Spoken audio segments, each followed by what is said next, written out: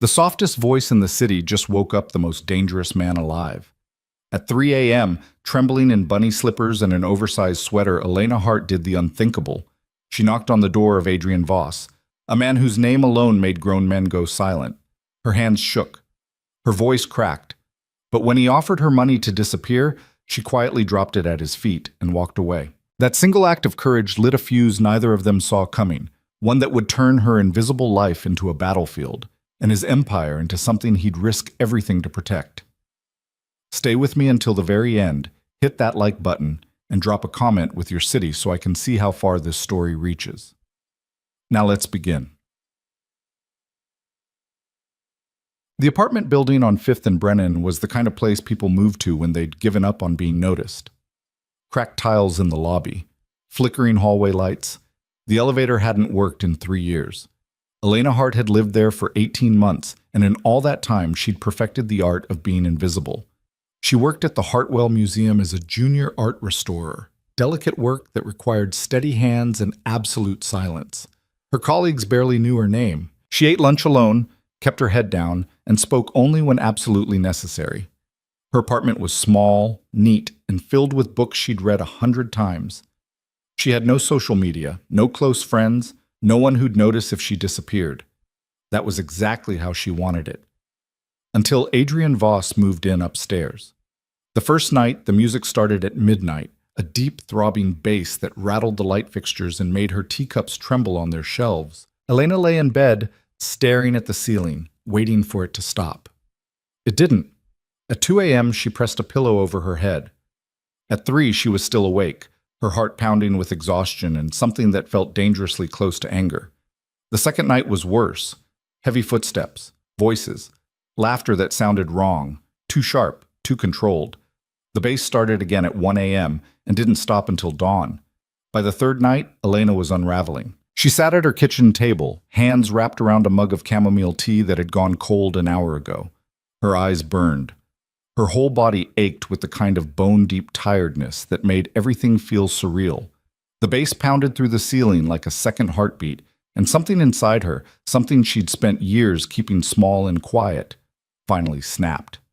Before she could talk herself out of it, Elena stood up.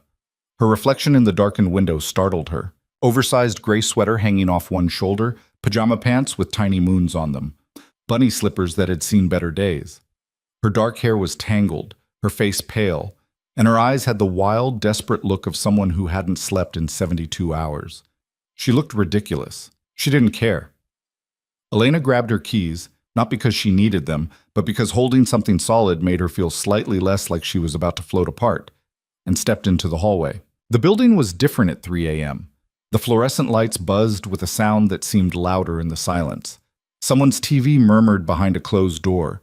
The air smelled like old carpet and someone's leftover Chinese food. Elena's slippers made soft shuffling sounds against the floor as she approached the stairwell. Her hand was shaking when she gripped the railing. "You don't have to do this," a voice in her head whispered. "Go back to bed. Put in earplugs." This isn't worth it. But her feet kept moving, one step, then another. The music grew louder as she climbed. By the time she reached the 4th floor, she could feel it vibrating through the soles of her slippers. The hallway was identical to hers, same worn carpet, same flickering lights. But somehow it felt different, colder. The music was coming from apartment 4C, directly above hers.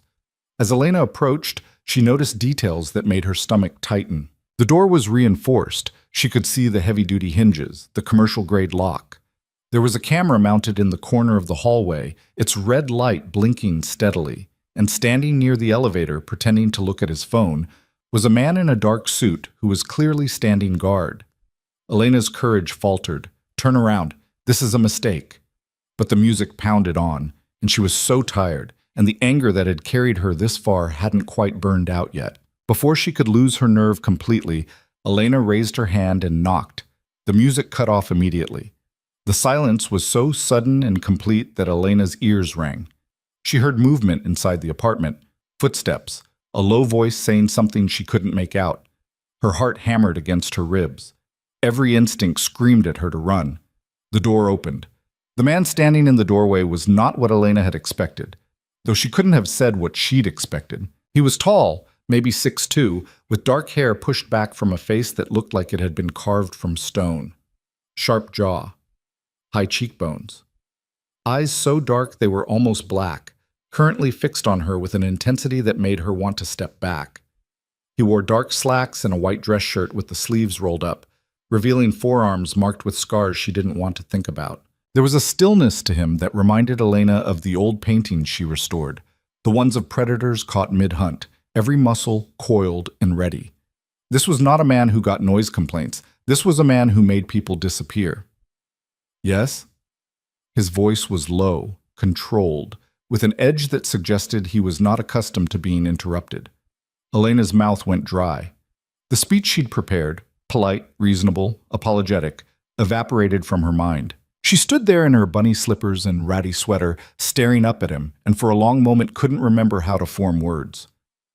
Her voice came out as barely a whisper. She cleared her throat and tried again. I live downstairs, in 3C. The music it's very loud. Is it? It wasn't a question. Yes, I have to work in the morning, and I haven't slept in 3 days, and She trailed off, suddenly aware of how she must look to him, how utterly ridiculous this was. I'm sorry. I just need it to stop. Please. Something shifted in his expression, not softening, exactly, but a flicker of what might have been amusement. He leaned against the doorframe, studying her with those unsettling dark eyes. You came up here at 3 in the morning to ask me to turn down my music.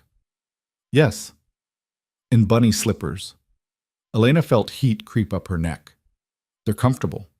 They're ridiculous. So is playing music this loud at 3 a.m.? She shot back and immediately regretted it when his eyebrows rose slightly. Behind him, Elena could see into the apartment. It was nothing like hers. All clean lines and expensive furniture, floor-to-ceiling windows overlooking the city. A man in a dark suit stood near the kitchen, watching their interaction with obvious interest. Another sat on the leather sofa, a laptop open in front of him. This was not a normal neighbor. The man in the doorway seemed to come to some decision. He straightened up, and Elena had to resist the urge to step back. How much? He asked. Elena blinked. What? How much to make this problem go away? He pulled out his wallet, black leather, expensive, and extracted several bills without looking at them. 500? 1,000? Name your price. He held out the money. Elena stared at it. The bills were crisp hundreds, more money than she made in a week. She could take it, go back downstairs, buy earplugs, pretend this conversation never happened. Instead, she felt that spark of anger flare bright again. I don't want your money, she said quietly. I want to sleep. Everyone wants money. I want sleep. He studied her for a long moment, then took a step forward, closing the distance between them. Elena's heart rate spiked, but she held her ground even as every nerve in her body screamed at her to run. Take the money, he said, his voice dropping lower. Go back downstairs. Forget you were ever up here. It wasn't a suggestion. It was an order, delivered by someone who expected absolute obedience. Elena looked down at the money still extended toward her. Then, moving slowly and deliberately, she reached out and let it drop from her fingers. The bills fluttered to the ground between them. Thank you for the offer, she said, her voice shaking but steady. But I don't want it. I just want quiet. That's all. The silence that followed was profound. The man stared at her with an expression she couldn't read. Behind him, the suited man by the kitchen had gone very still. Even the air seemed to have changed, charged with something dangerous. When he finally spoke, his voice was soft, almost wondering. What's your name? Elena. Elena Hart. Elena Hart. He said it slowly, like he was tasting each syllable. You just made a very interesting choice. I made the only choice I could live with. Most people don't have that luxury. Then I'm sorry for them. Another long silence. Then, unexpectedly, the corner of his mouth lifted in what might have been the ghost of a smile. Adrian Voss, he said, the music will stop. Thank you. Don't thank me yet. Before Elena could ask what that meant, he stepped back and closed the door. She stood in the hallway for a moment, staring at the money still scattered on the floor, her heart pounding so hard she felt dizzy. Then she turned and walked back to the stairwell on legs that felt like water. Mom. Elena didn't sleep that night either, but it wasn't because of the music. She lay in bed staring at the ceiling, replaying the conversation over and over. The way Adrian Voss had looked at her, the casual way he'd offered her money, the strange expression on his face when she'd dropped it. You just made a very interesting choice. What did that mean? Elena rolled onto her side, hugging a pillow to her chest. She should feel relieved. The music had stopped. The apartment above her was completely silent now. She'd gotten what she wanted. So why did she feel like she'd just stepped onto a path she couldn't see the end of? The next morning, Elena dragged herself to work on 3 hours of restless sleep. The museum was quiet, as always, and she threw herself into her current project, a 17th century oil painting that had suffered water damage along one edge. The work was meticulous, requiring absolute focus, and for a few hours she managed to forget about bunny slippers and dangerous men with dark eyes. Elena? She jumped, nearly dropping her fine-tip brush. Doctor. Patricia Chen, the head curator, stood in the doorway of the restoration lab with an apologetic smile. Sorry, didn't mean to startle you. There's a delivery for you at the front desk. A delivery? Elena frowned. She hadn't ordered anything. Apparently, they were very insistent it go directly to you. Elena set down her brush and followed Dr. Chen to the lobby, her confusion growing with each step. The museum receptionist, Marcus, was standing next to a massive floral arrangement, easily 3 feet tall, filled with white roses, lilies, and orchids that must have cost a small fortune. These just came for you, Marcus said, eyebrows raised in obvious curiosity. Someone's got a secret admirer. Elena felt her stomach drop. The card was tucked among the flowers, her name written in elegant script on the envelope. With shaking fingers, she opened it. An apology for the inconvenience. Avi Elena? Dr. Chen was watching her with concern. Are you all right? You've gone very pale. I'm fine. Elena's voice sounded strange to her own ears. Just surprised. Well, they're absolutely gorgeous. Who are they from? Just a neighbor, Elena managed, apologizing for being loud. Some neighbor. Marcus whistled low. These had to cost at least $500. Elena stared at the flowers, her heart sinking. This wasn't an apology. This was a statement, a reminder, a very expensive way of saying, I know where you work. The flowers were just the beginning. Over the next 3 days, Elena became hyper-aware of being watched. Nothing she could point to directly, just a feeling that crawled up her spine whenever she left her apartment. A dark car that seemed to be parked on her street every morning. A man in a coffee shop who looked away too quickly when she glanced his direction. She told herself she was being paranoid, told herself that Adrian Voss had better things to do than keep tabs on a junior art restorer who'd asked him to turn down his music. Then she walked out to her car on Thursday morning and stopped dead. Every window had been smashed, the tires were slashed, and spray painted across the hood in dripping red letters was a single word: soon. Elena stood on the sidewalk, her bag slipping from her shoulder, staring at the destruction. Around her, other residents were emerging from the building, their voices rising in shock and concern. Someone called the police. Someone else asked if she was okay. She couldn't answer, couldn't move, could barely breathe. Ma'am? Ma'am, are you all right? A police officer was standing in front of her, his young face creased with worry. Elena blinked, trying to focus. I don't understand. Who would do this? Do you have any enemies? Anyone who might want to scare you? Enemies. The word was almost funny. Elena barely existed in most people's lives. Who would go to this much trouble to frighten someone as insignificant as her? The answer whispered itself before she could stop it. Someone who knows you're connected to Adrian Voss. No, she heard herself say. No enemies. The officer didn't look convinced, but he nodded and went to join his partner photographing the damage. Elena stood there, hugging herself against the morning chill, feeling like the ground had just shifted beneath her feet. Miss Hart. The voice came from behind her, deep and calm and terrifyingly familiar. Elena spun around to find Adrian Voss standing at the edge of the growing crowd, looking completely out of place in his expensive dark suit and perfectly polished shoes. "What are you doing here?" she whispered. "I think we need to talk." He glanced at the ruined car, his expression unreadable. "Somewhere private. I'm not going anywhere with you." This wasn't random, Elena. The way he said her name, like he'd been saying it for years instead of days, sent a chill through her. "What are you talking about?" "Your car. The message."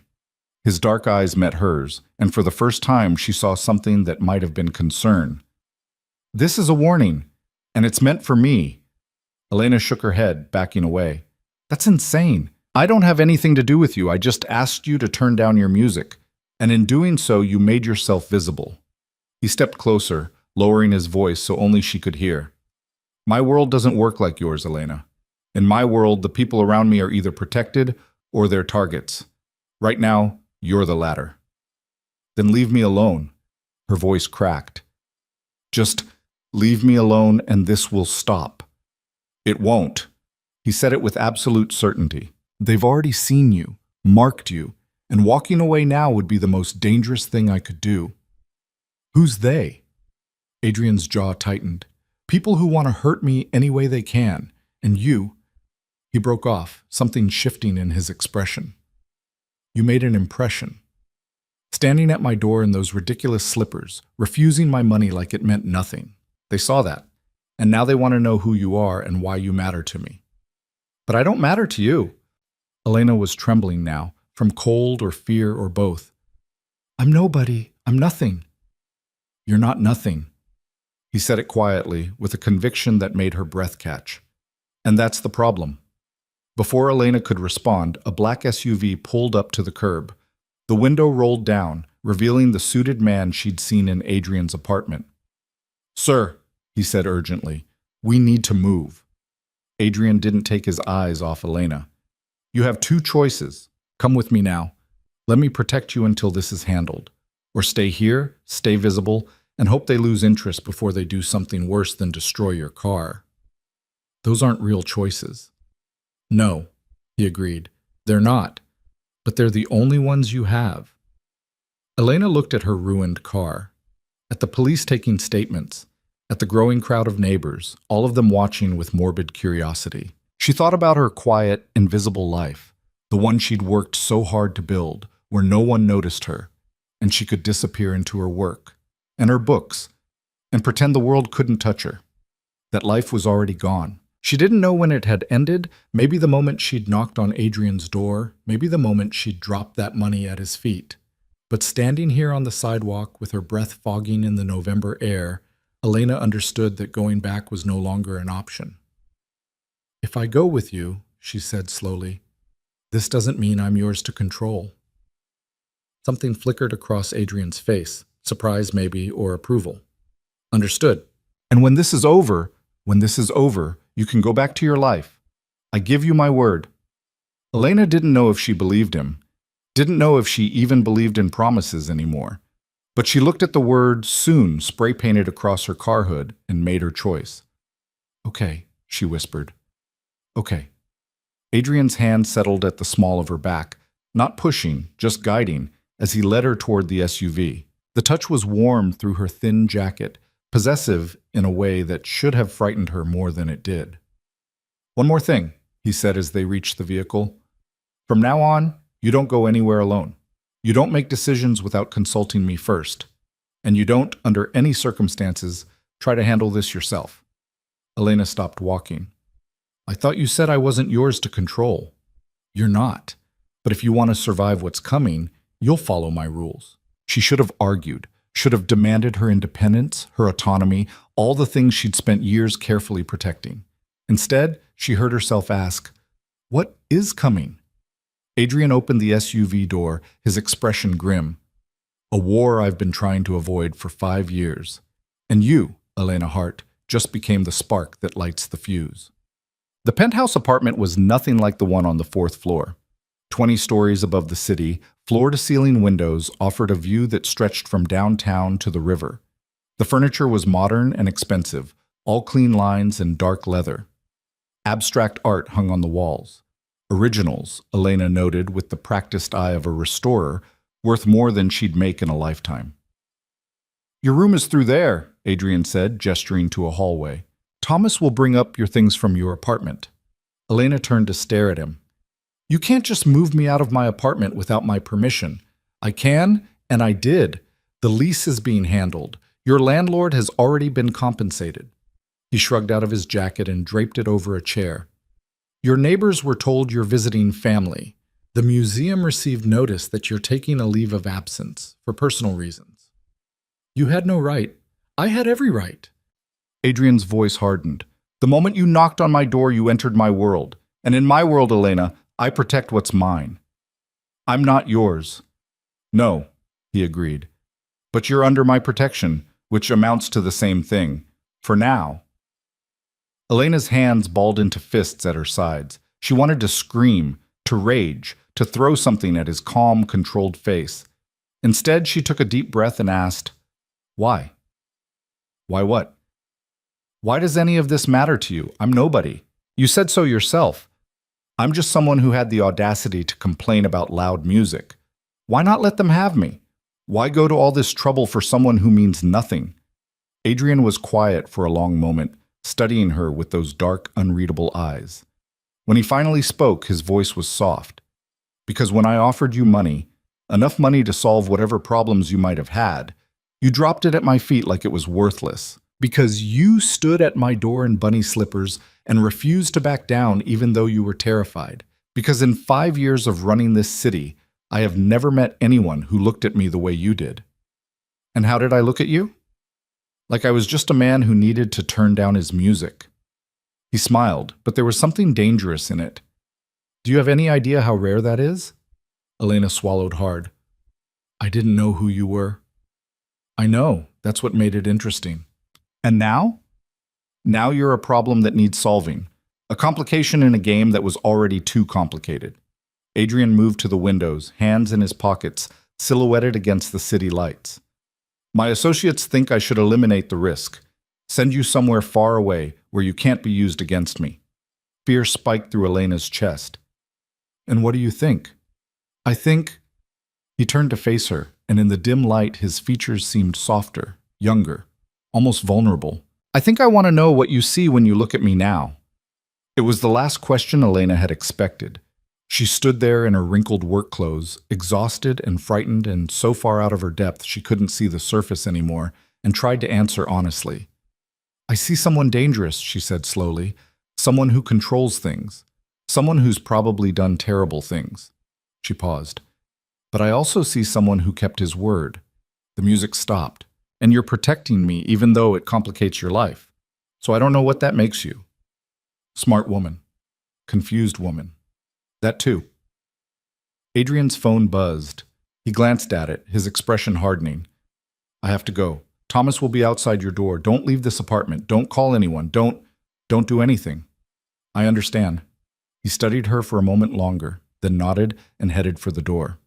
He was halfway there when Elena's voice stopped him. Adrian? He turned. Who wants to hurt you badly enough to destroy a stranger's car? His smile was cold. In my line of work, Elena, that's a very long list.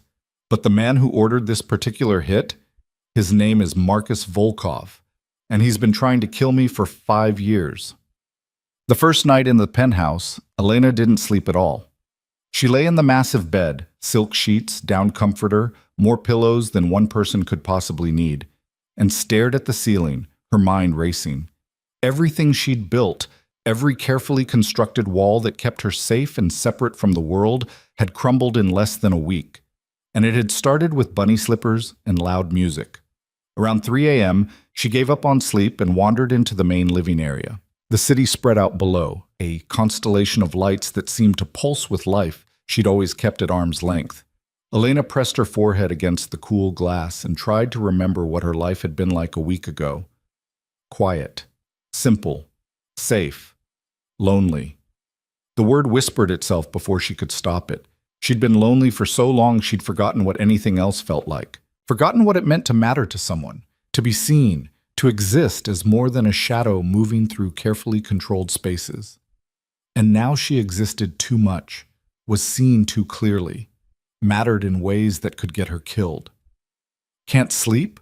Elena spun around to find Adrian standing in the hallway, barefoot and shirtless, his hair disheveled from sleep, or what passed for sleep in his world. I didn't mean to wake you, she said. You didn't. I don't sleep much. He moved to the kitchen, pulling out a bottle of whiskey and 2 glasses. Drink? I don't usually. Neither do I, but tonight seems like a good night to make an exception. He poured 2 fingers into each glass and handed her one. Elena took it, their fingers brushing for a moment. The touch sent an unexpected jolt through her. To terrible decisions, Adrian said, raising his glass. Despite everything, Elena felt her lips twitch. Is that what I am? The worst. He clinked his glass against hers. But possibly the most interesting. They drank in silence for a moment. The whiskey burned going down, and Elena coughed. Adrian's expression softened with something that might have been amusement. Not a drinker, then? Not really. I usually stick to chamomile tea. Of course you do. What's that supposed to mean? It means you're exactly the kind of person who drinks chamomile tea at 3 a.m. while wearing bunny slippers and somehow manages to knock on the door of the most dangerous man in the city. He set down his glass. You're either incredibly brave or incredibly foolish. Maybe both. Definitely both. Elena looked down at her whiskey, swirling it gently. Can I ask you something? You can ask. I may not answer. What you do, the things that make you dangerous, is it worth it? Adrian was quiet for so long Elena thought he wasn't going to respond. When he finally spoke, his voice was careful. That's a complicated question. I have time. Do you? He moved closer to the windows, his profile stark against the city lights. Most people don't ask me questions like that. They either fear me too much or they don't care enough to wonder. Which category do I fall into? Neither.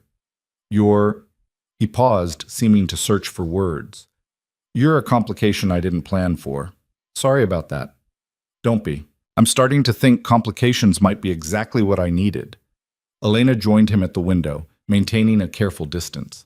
Below them, the city pulsed with late-night energy, cars moving like blood through veins, lights flickering on and off as people lived their invisible lives.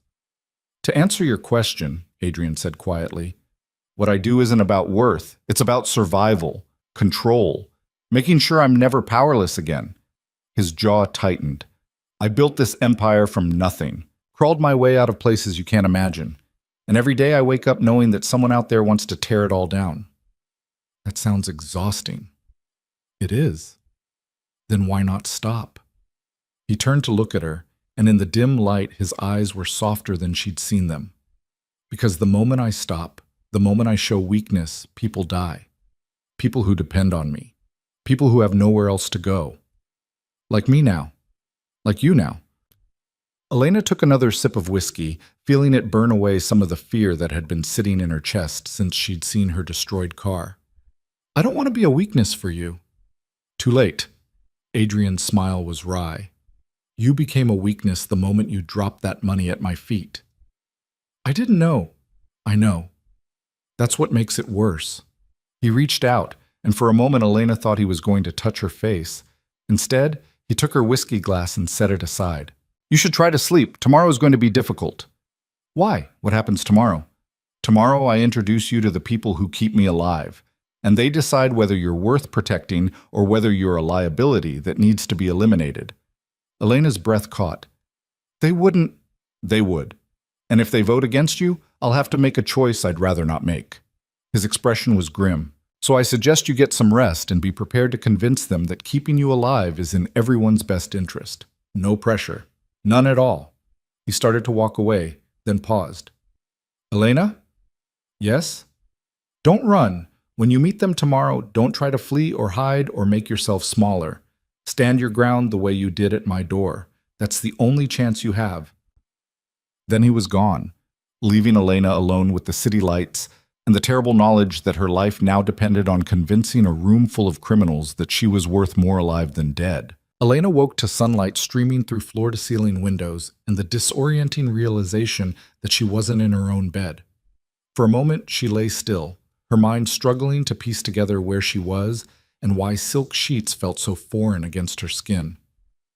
Then memory crashed back. The destroyed car, Adrian's ultimatum, the penthouse that was now her cage. She sat up slowly, her body stiff from restless half-sleep.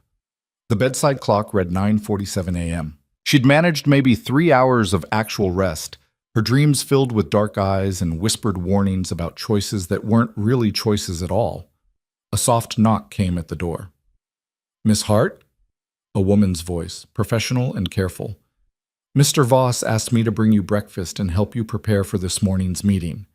Elena pulled on the robe she'd found hanging in the closet, silk, of course, ridiculously expensive, and opened the door. A woman in her mid-40s stood there with a tray of coffee and pastries, her dark hair pulled back in a neat bun. She had kind eyes, but a posture that suggested she'd seen things that had taught her to be cautious. "I'm Marie," she said, stepping inside. "I manage Mr. Voss's household. He thought you might need some assistance." "I don't need a servant," Elena said quietly. "I'm not a servant. I'm someone who knows how these meetings work." Marie set the tray on a small table near the window and turned to face her. "And if I'm being honest, Miss Hart, you're going to need all the help you can get." Something in her tone made Elena's stomach tighten. "That bad?" "Let's just say that the people you're about to meet don't easily trust outsiders, especially outsiders who appear in Mr. Voss's life without warning and immediately become a security risk." Marie poured coffee with steady hands, but they respect strength, directness. People who don't waste their time. I'm an art restorer who asks someone to turn down their music. I don't know how to be the person they need me to be. "Then don't be." Marie handed her the coffee. "Be exactly who you were when you knocked on that door. That's the woman who caught his attention. That's the woman who might survive this." Elena wrapped her hands around the warm cup, drawing comfort from something so simple and familiar. "What if I can't convince them?" Marie's expression softened slightly. "Then Mr. Voss will have to make a choice between his organization and you. And trust me, Miss Hart, you don't want to put him in that position." 2 hours later, Elena stood in front of a mirror, barely recognizing herself. Marie had worked quietly and efficiently, transforming her from exhausted and rumpled into something that approached polished. The black dress was simple but elegant, fitted without being revealing. Her dark hair had been smoothed back into a low twist. The only makeup was a touch of concealer to hide the shadows under her eyes. "You look like someone who belongs here," Marie said, studying her work. "I don't belong here." "No, but you need them to believe you might." Marie stepped back. "Remember, don't apologize for existing. Don't make yourself smaller. And whatever you do, don't show fear." "I'm terrified." "Good. Fear keeps you sharp. Just don't let them see it." The door opened and Adrian walked in. He'd traded last night's casual attire for a charcoal suit that probably cost more than Elena's entire wardrobe. His dark hair was perfectly styled, his expression unreadable. When his eyes landed on her, something flickered across his face too quickly for her to identify. "You clean up well," he said. "Marie's work, not mine." "Marie knows what she's doing." He turned to the older woman. "Thank you. That'll be all." Marie nodded and slipped out, leaving them alone. Adrian moved closer, and Elena had to resist the urge to step back. He reached up, and she flinched slightly before realizing he was adjusting the collar of her dress. "Relax," he said quietly. "If I wanted to hurt you, I've had plenty of opportunities." "That's not reassuring." "It wasn't meant to be." His hands dropped away, but he didn't move back. "Are you ready for this?" "No, but I don't think that matters." "It doesn't." Adrian's jaw tightened. "They're waiting in the conference room. 5 of them, my inner circle. Each one has been with me since the beginning, and each one has veto power over major decisions. Like whether to protect me. Like whether to protect you." He studied her face, his dark eyes searching for something. "Thomas will argue you're a liability. Dmitri will want to send you away. Nina will probably suggest elimination as the cleanest solution. Marcus and James might go either way depending on how you present yourself." Elena's mouth went dry. "And you?" "I've already made my position clear. But if the vote goes against you, I'll have to choose between maintaining unity in my organization and keeping you safe. That's not a choice I want to make. Then maybe you should let me go now, before it gets more complicated. It's already complicated. The moment Volkov's people marked your car, you became part of this, whether either of us wanted it or not. Adrian's hand came up to cup her jaw, the touch gentle despite the calluses on his palm. But I need you to understand something, Elena. Once we walk through that door, I can't protect you with sentiment. They need to see value in keeping you alive that goes beyond my personal interest. What value could I possibly have? That's what you're going to tell them. He dropped his hand and stepped back, the professional mask sliding back into place. Come on, it's time. The conference room was all dark wood and leather, with windows that overlooked the city from 20 stories up. 5 people sat around a massive table, and every one of them turned to watch as Elena entered behind Adrian. Thomas, she recognized, the suited man from Adrian's apartment that first night, built like a boxer with eyes that missed nothing. Next to him sat a woman in her 30s with sharp features and sharper eyes, her blonde hair cut in a severe bob. That had to be Nina. Across from them, a heavy-set man with graying hair and a face like weathered stone sat beside a younger man with nervous energy and restless hands. Dmitri and either Marcus or James, Elena couldn't tell which. The 5th person surprised her. He was younger than the others, maybe mid-20s, with dark skin and an easy smile that didn't match the tension in the room. Everyone, Adrian said, his voice carrying the weight of command. This is Elena Hart. Elena, meet the people who keep this organization running. The liability, Nina said, her voice cool. We've heard about you. Elena's hands wanted to shake. She forced them to stay still at her sides. I'm sure you have. Sit down, Adrian gestured to a chair at the head of the table. Let's get this over with. Elena sat, acutely aware of 5 pairs of eyes, assessing her every movement. Adrian remained standing, a position of power that didn't go unnoticed. Thomas spoke first, leaning back in his chair with his arms crossed. Let me make sure I understand the situation. You knocked on Adrian's door at 3 in the morning to complain about noise. He offered you money. You refused. And now, less than a week later, you're living in his penthouse under armed guard because Volkov's people have marked you as a target. Does that about sum it up?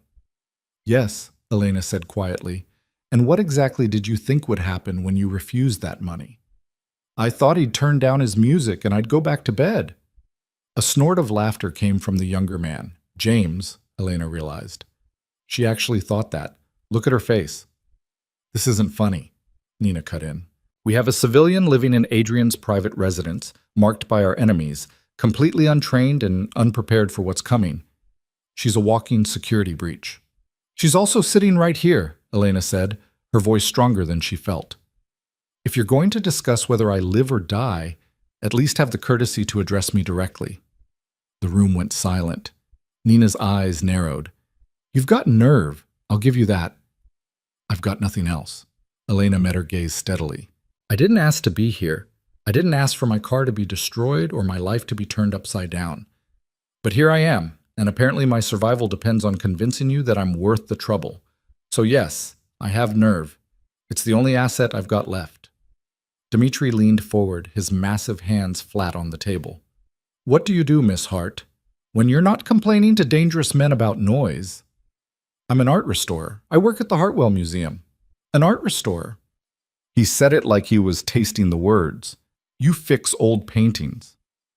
I preserve them, repair damage, bring them back to what they were meant to be. And that's supposed to be valuable to us how? Elena took a breath, thinking fast. You asked me what I do. I restore things that everyone else thinks are beyond saving.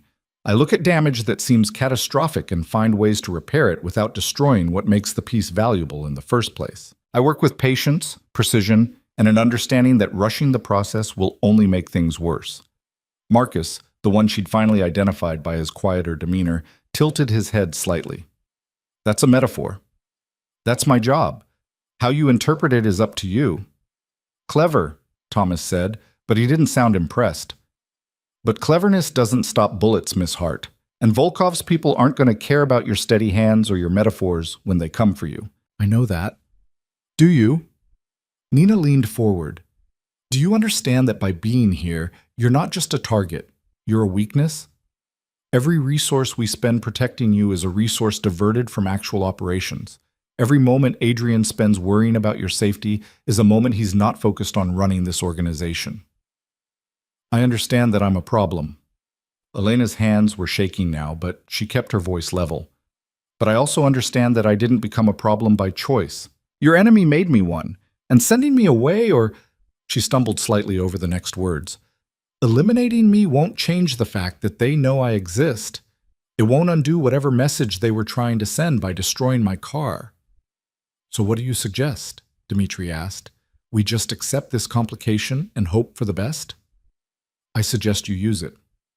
The words came out before Elena had fully thought them through, but once they were out, she committed to them. You said I'm a weakness. Fine, make me look like one. Let Volkov's people think I'm important enough to Adrian that keeping me safe requires significant resources.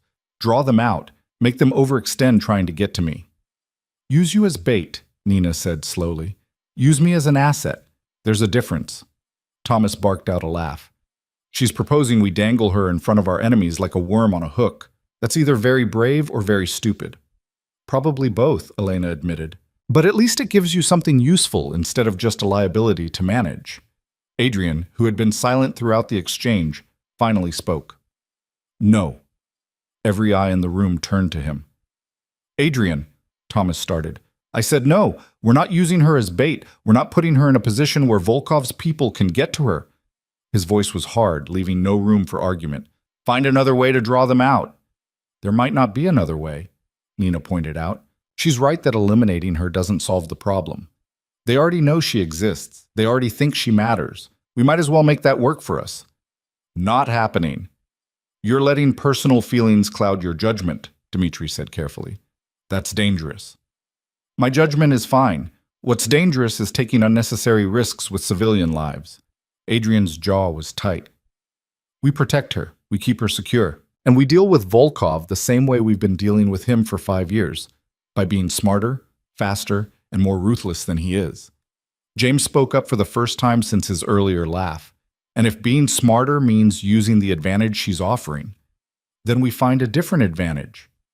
Elena felt something shift in the room, a tension that hadn't been there before.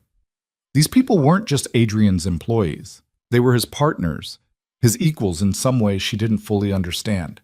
And by refusing their suggestion, he was putting his authority on the line. Adrian, she said quietly, can I speak with you, privately? He looked at her sharply, clearly not expecting the interruption. For a moment she thought he'd refuse. Then he nodded curtly. 5 minutes. Stay here. He walked out, and after a brief hesitation, Elena followed him into the hallway. The door closed behind them, leaving them alone in the carpeted corridor. What are you doing? Adrian demanded, his voice low and tight. Asking you not to make this decision for me. This isn't your decision to make. You don't understand what you're offering. I understand perfectly. I'm offering to be useful instead of just protected, to give you something that justifies the resources you're spending on me. Elena stepped closer, forcing herself to meet his eyes. You told me last night that I became a weakness. Let me be a strength instead. By putting yourself in danger. I'm already in danger. At least this way it means something. Adrian's hand came up to grip the back of his neck, a gesture of frustration she was starting to recognize. You don't know what you're asking. Then tell me. Explain it to me instead of just making decisions and expecting me to go along with them. Oh, you want to know what I'm protecting you from? His voice dropped, dangerous and soft. Volkov doesn't just kill people, Elena. He makes examples of them. He takes his time, makes sure everyone knows what happens when you cross him.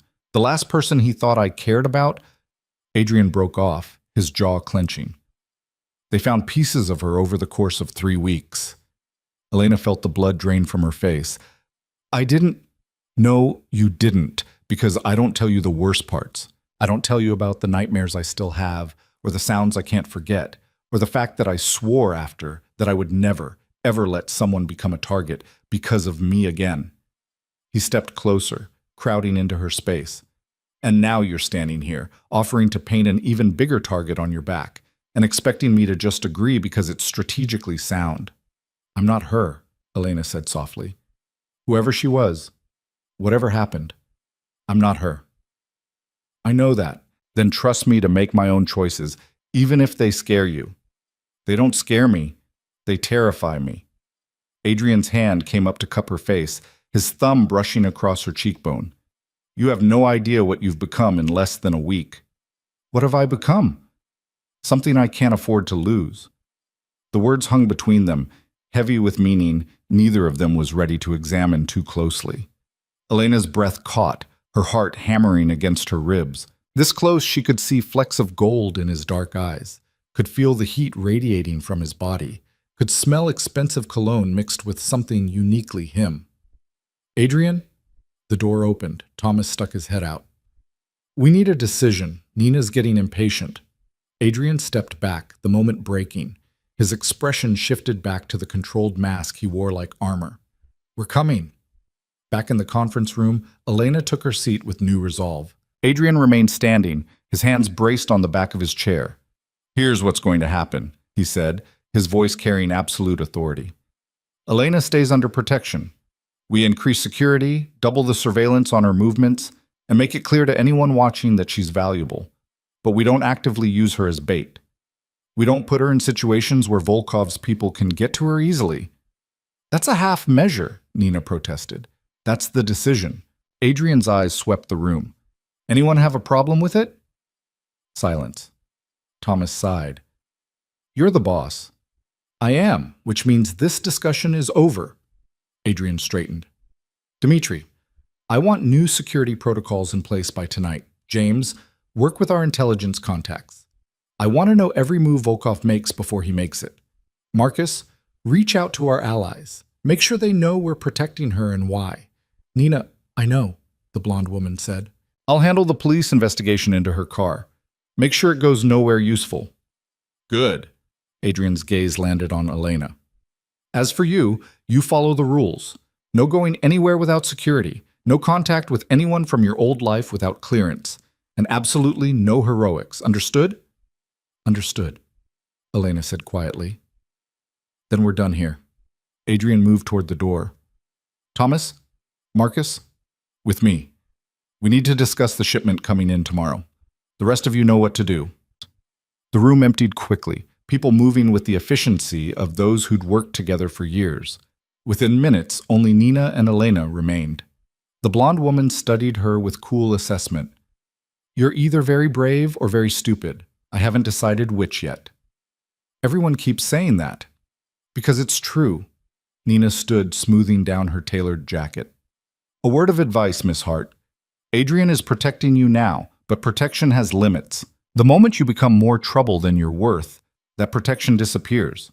So whatever you think is developing between you two, her smile was sharp. Remember that his first loyalty is to this organization. It always has been. It always will be. I'm not trying to replace his loyalties. Good. Because you couldn't. Nina headed for the door, then paused. One more thing. The woman he mentioned, the one Volkov killed, her name was Sarah. She thought she could handle being part of this world too.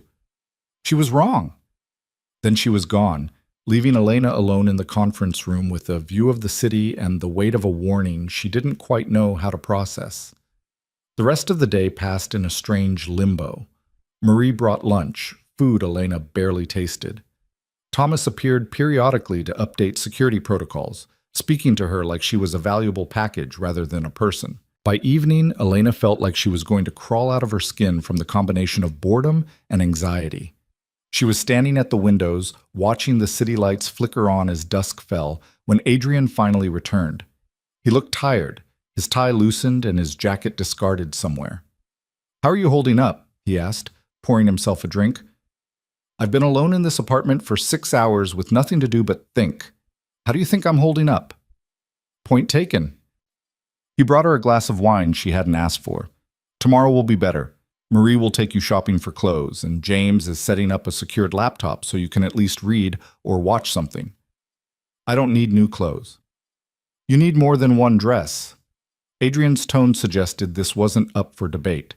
And before you argue about the expense, remember that you're representing my organization now. Appearances matter, Elena took a sip of wine, letting it settle her nerves slightly. Nina told me about Sarah. Adrian's expression hardened. She had no right. Maybe not, but I needed to know. Elena turned to face him fully. You loved her. I thought I did. I was young and stupid and believed that keeping her close would keep her safe. He stared into his glass. I was wrong. What happened? She got brave. Thought she could help by gathering information on Volkov's operations. He found out, made an example. Adrian's voice was flat, emotionless, in a way that suggested he'd locked the real feelings down deep. By the time we found her, there wasn't enough left to bury. I'm sorry. Don't be sorry. Be careful. Be smart. Be alive. He looked at her then, and the raw pain in his eyes made her chest tighten. I can't go through that again, Elena. I won't. Then teach me. Teach you what? How to survive in your world. You said I need to be careful and smart. Fine. Show me how. Stop just protecting me and start preparing me. Elena set down her wine glass. I don't want to be helpless. I don't want to be the weakness that gets people killed, so teach me what I need to know. Adrian was quiet for a long moment, studying her. You're serious. Completely. It won't be pleasant. The things you'll need to learn, I don't need pleasant. I need practical. Elena lifted her chin. I'm already in this, Adrian. I might as well know how to fight back. Something shifted in his expression. Respect, maybe, or approval. All right. Starting tomorrow, Thomas will teach you basic self-defense. You'll learn how to recognize threats, how to read a room, how to disappear if you need to. He stepped closer. But you follow instructions exactly. No improvising, no heroics. If someone tells you to run, you run. Understood? Understood. Good. His hand came up, fingers brushing a strand of hair back from her face. You're full of surprises, Elena Hart. So are you. Is that good or bad? I haven't decided yet. His laugh was soft, surprised. Fair enough. They stood there in the gathering darkness, the city lights painting everything in shades of gold and shadow. Elena felt the air between them shift, charged with something she didn't have a name for, but could feel building like static electricity before a storm. I should let you rest, Adrian said, but he didn't move away. I'm not tired. Liar, you've got shadows under your eyes. So do you. I've earned mine. His thumb traced along her jaw, the touch gentle despite the calluses. You shouldn't have to earn yours. Elena's heart was racing now, her breath shallow. Adrian! The phone rang, shrill and jarring. Adrian swore softly and stepped back, pulling it from his pocket. What? Elena watched his expression change as he listened, sharpening, hardening into something dangerous. When? He demanded. Where? Is she secure? A pause. Don't let her out of your sight. I'm on my way. He ended the call and was already moving toward the door. What happened? Elena asked. Your father just walked into one of Volkov's clubs asking for protection. Claims someone's trying to kill him. Adrian grabbed his jacket, which means Volkov now knows exactly who you are and exactly how to get to you. Elena felt the floor drop out from under her. My father, I haven't spoken to him in 3 years. How did he even? Doesn't matter. What matters is that Volkov has leverage now, and he's going to use it. Adrian's jaw was tight. Stay here. Don't open the door for anyone except Marie or Thomas. I mean it, Elena. No one. Where are you going? To make sure your father lives long enough to regret his stupidity. He paused at the door. And to find out exactly what debts he's gotten himself into that would make him desperate enough to walk into a lion's den. Then he was gone, and Elena was alone with the terrible knowledge that her carefully buried past had just exploded into her present in the worst possible way. Elena paced the length of the penthouse windows for the 3rd time, her reflection ghosting across the glass like an accusation. 2 hours had passed since Adrian left, and every minute felt like it was stretching into something unbearable. She'd tried sitting, tried reading, tried convincing herself that everything would be fine. None of it worked.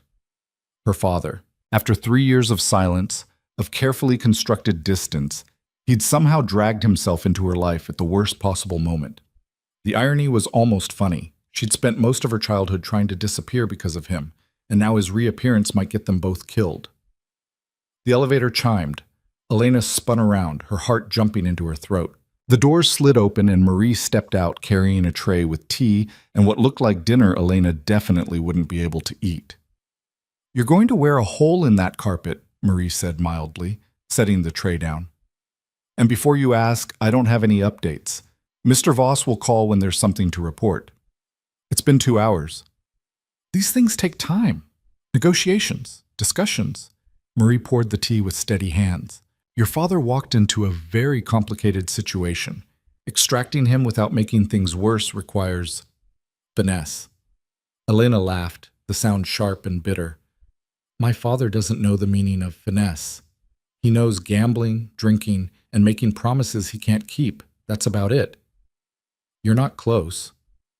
"That's an understatement." Elena wrapped her arms around herself. "I left home the day I turned 18 and never looked back.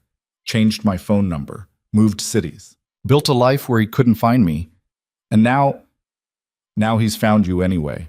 Marie handed her the tea. "Family has a way of doing that, no matter how far you run." "He's not family. He's just the man whose mistakes I've spent a decade trying to escape." Elena took the cup but didn't drink. "What kind of debts do you think he's gotten into?" "The kind that make men walk into Marcus Volkov's territory begging for protection." Marie's expression was carefully neutral. "Which means they're significant and recent." The words settled heavy in Elena's chest. She thought about her father, always chasing the next big score, the next sure thing, the next opportunity that would fix everything. She'd lost count of how many times they'd moved when she was a child, always one step ahead of whoever he'd borrowed from this time. By the time she was 16, she'd learned to pack a bag and be ready to leave within an hour. By 18, she'd learned to leave him behind entirely. "If Volkov has him," Elena started, "then Mr. Voss will negotiate his release. That's what he's doing right now." Marie moved to the windows, looking out at the city. "Though I'll be honest with you, Miss Hart, your father put himself in this position, and the price for getting him out might be higher than you want to pay." "What do you mean?" "I mean that Volkov doesn't do anything without expecting something in return. If he's holding your father, it's because he wants leverage. And the best leverage he could possibly have right now is you." Elena's hands tightened on the cup. "You think this is a trap?" "I think your father showing up right now at Volkov's club claiming he needs protection, it's awfully convenient timing." Marie turned to look at her. "I'm not saying he's working with Volkov. I'm saying Volkov is very good at recognizing opportunities and using them." Before Elena could respond, her phone buzzed. The new one Thomas had given her that morning with exactly 3 contacts programmed in. Adrian's name flashed on the screen. She answered immediately. "What's happening?" "Your father is alive. Drunk, terrified, and babbling, but alive." Adrian's voice was tight with controlled anger. "He owes Volkov's people $200,000, gambling debts accumulated over the past 6 months." Elena closed her eyes. "Of course he does. Volkov is offering a deal. He'll forgive the debt in exchange for a meeting with you. Public place, neutral territory, just a talk." "That's insane. You can't possibly think—" "I don't, which is why I'm negotiating something else."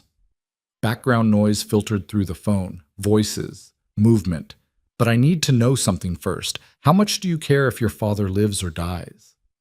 The question landed like a physical blow. Elena sank into the nearest chair, her mind spinning. "That's not fair. It's the only question that matters right now.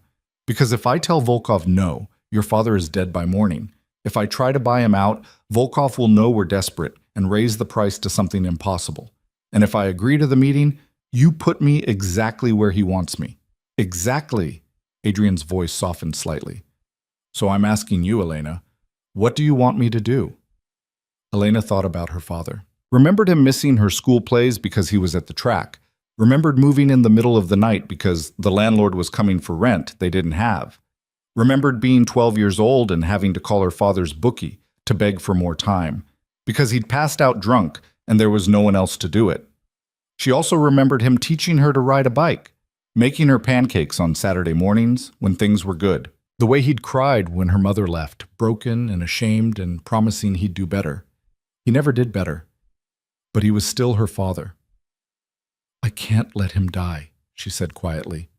Even after everything, I can't. I was afraid you'd say that, Adrian sighed. All right, here's what's going to happen. I'm going to offer Volkov money for your father's debts.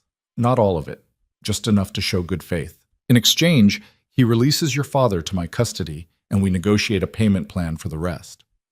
Will he agree to that? Probably not, but it buys us time while I figure out what he really wants. A pause. And Elena? Whatever happens next, you stay in that apartment. You don't come to me, you don't try to help, you don't do anything except wait. Understood? Understood. I mean it. No heroics. I heard you. Good. I'll call you when I know more. He hung up before she could say anything else. Elena sat there with the phone in her hand, staring at Marie's worried face, and tried not to think about all the ways this could go wrong. It was nearly midnight when the elevator chimed again. This time it was Thomas, his expression grim and his suit jacket missing. There was blood on his shirt cuff. Elena was on her feet immediately. What happened? Your father is downstairs in the car, alive but not exactly coherent. Thomas moved to the liquor cabinet and poured himself 3 fingers of whiskey. Volkov agreed to the deal. Sort of. Sort of? He's taking the money as a down payment, but he wants the full amount within 30 days. And he wants regular updates on your whereabouts as insurance. Elena felt her blood run cold. He wants to use me as collateral. Essentially, Thomas downed half the whiskey. Adrian told him to go to hell, obviously. But Volkov made it clear that if the debt isn't paid, he'll consider you fair game. You and your father both. Where's Adrian now? Cleaning up the mess your father made.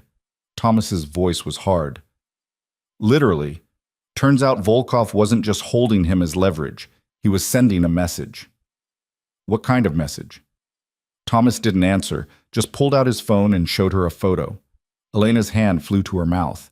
The image showed her father, or what was left of him. His face was swollen and bruised, one eye completely shut. His hands were bandaged, and there was blood on his shirt from what looked like a broken nose.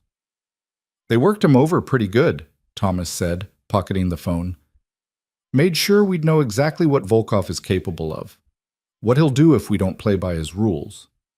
Elena sank back into her chair, her legs suddenly unable to hold her. This is my fault. No, this is your father's fault for being a degenerate gambler who doesn't know when to quit. Thomas's voice softened slightly. But you're the one paying the price for it, which is why Adrian is downstairs right now, deciding whether to bring him up here or dump him at a hospital and be done with it. He wouldn't. He would. Your father is a liability we can't afford. The only reason he's still breathing is because Adrian knows it would destroy you if anything happened to him. Thomas finished his whiskey. So the question is, what do you want to do with him? Before Elena could answer, the elevator doors opened again. Adrian walked out supporting a man who barely resembled the father Elena remembered. Richard Hart had always been tall and broad-shouldered, with an easy smile and quick laugh that made people trust him even when they shouldn't. The man leaning heavily against Adrian was a broken shadow of that person, beaten, bloodied, and reeking of alcohol and fear. Elena. Her father's voice cracked when he saw her. Baby, I'm so sorry. I didn't know. I didn't mean for any of this. Shut up, Richard. Adrian's voice was ice. You don't get to talk yet. He half carried, half dragged her father to the couch and dropped him there without ceremony. Richard groaned, clutching his ribs. Marie, Adrian called. Medical kit. And coffee. Lots of coffee. Marie appeared from somewhere and disappeared just as quickly. Adrian turned to Elena, his expression unreadable. We need to talk. Privately. Elena followed him to the far side of the room, out of her father's earshot. This close, she could see the tension in Adrian's jaw, the barely controlled fury in his dark eyes. I paid Volkov $50,000 tonight as a down payment, he said quietly. I have 30 days to come up with the rest, or he considers the deal void, which means he can do whatever he wants to your father, and to you. I'll find a way to pay him back. With what? Your art restorer salary? Adrian's laugh was bitter. That debt is more than you'll make in 5 years, Elena. There is no paying me back. Then I'll work it off. I'll do whatever you need. What I need is for you to understand that this just got exponentially more complicated. He ran a hand through his hair, disrupting the perfect styling. Volkov knows about you now, knows you matter to me, and he's going to use that knowledge in every way he can. So what do? We keep you safe. We keep your father locked down somewhere he can't cause more damage. And we figure out what Volkov really wants. Because I guarantee it's not just money. Adrian glanced over at Richard, his expression disgusted. Did he ever tell you what he does for a living? He gambles, loses, moves on. That's what he's always done. Not anymore. For the past year, he's been running a moderately successful sports betting operation out of Atlantic City. Not legal, but not important enough for anyone to shut down either. Adrian's eyes were hard. Until 6 months ago, when he started borrowing money from Volkov's loan operation to cover losses he couldn't afford. Elena felt the pieces clicking together. Volkov wants the betting operation. Volkov wants leverage in Atlantic City. Your father's operation is small but established, with connections Volkov can exploit. The gambling debts were just a way to get hooks into him. Adrian moved closer, his voice dropping. And now he has hooks into you too, which makes you valuable in ways that have nothing to do with your father. I don't understand. You're Adrian Voss's weakness. The art restorer who somehow got under his skin in less than a week. The woman he's protecting at considerable expense and risk. Adrian's hand came up to cup her face, his thumb brushing her cheekbone. Volkov is going to use that. And your father just gave him the perfect opening. Elena's breath caught. What are you saying? I'm saying that keeping you safe just became a lot more complicated and a lot more dangerous. His other hand settled on her waist, drawing her closer. I'm saying that every instinct I have is telling me to send you far away where Volkov can't touch you, but I know you won't go. You're right, I won't. Stubborn. Practical. Running won't solve this. Neither will staying, but at least if you run, you might survive. Elena looked up at him, at the man who'd become impossibly important in such a short time, and made a decision she knew she couldn't take back. I'm not running, I'm not hiding, and I'm not letting my father's mistakes define what happens next. She placed her hands flat against his chest, feeling his heartbeat through the expensive fabric of his shirt. You wanted to know what I see when I look at you?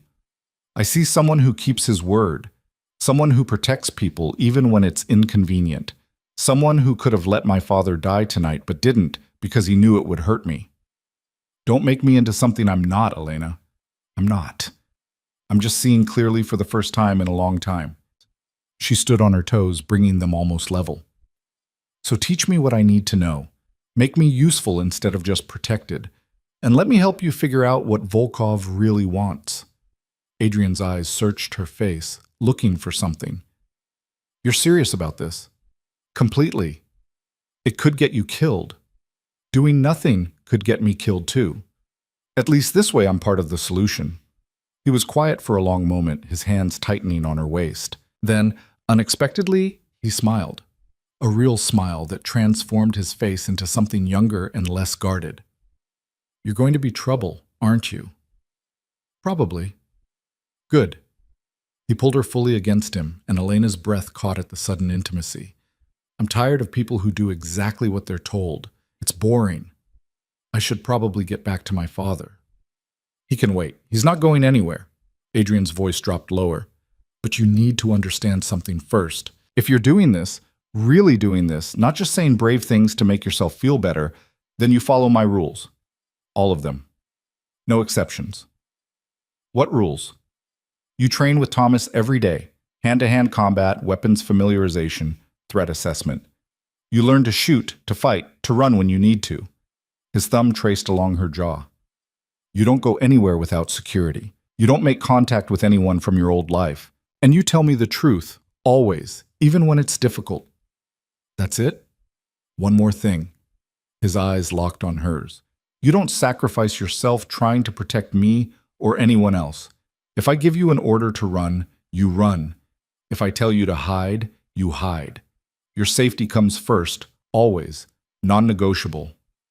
Elena thought about arguing, thought about pointing out the hypocrisy of him demanding she prioritize her safety while he threw himself into danger. But the expression on his face stopped her.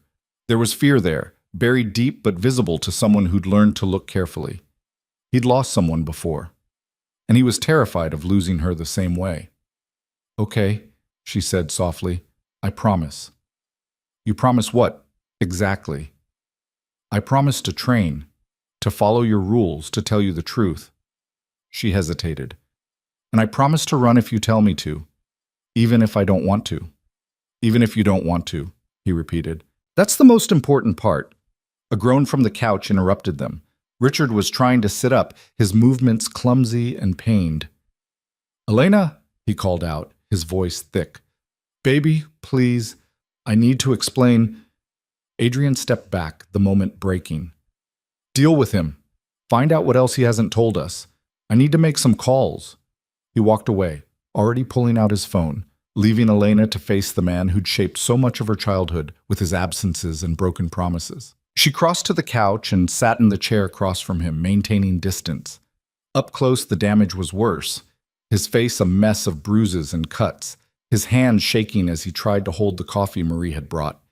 "You look terrible," Elena said quietly. "I feel worse." Richard tried to smile, then winced. "You look good, though. Grown up. Beautiful. Just like your mother." Don't what?" "Don't try to charm me. Don't try to make this about anything except what it is." Elena's voice was harder than she'd known she could make it. "You owe dangerous people $200,000. You walked into their territory begging for help, and in doing so you put a target on my back. So no, we're not doing the part where you tell me I'm beautiful and pretend this is a reunion." Richard's face crumpled. "I didn't know they'd come after you, I swear, Elena. I had no idea you were connected to—" He gestured vaguely at the penthouse. "To any of this. How did you even find me?" "I didn't. I was looking for protection from Volkov, and someone mentioned that Adrian Voss had taken an interest in a woman named Elena Hart, who worked at the museum. I thought it couldn't be you. My Elena would never be involved with someone like him, but I was desperate, and I thought maybe if it was you, maybe you could help." He trailed off, tears streaming down his battered face. "I'm sorry. I'm so sorry." Elena wanted to feel sympathy, wanted to feel something other than the cold anger that had settled in her chest. But looking at her father, broken and pathetic and still making excuses, all she felt was exhausted. "What exactly did you do to owe that much money?" "I was running a sports book.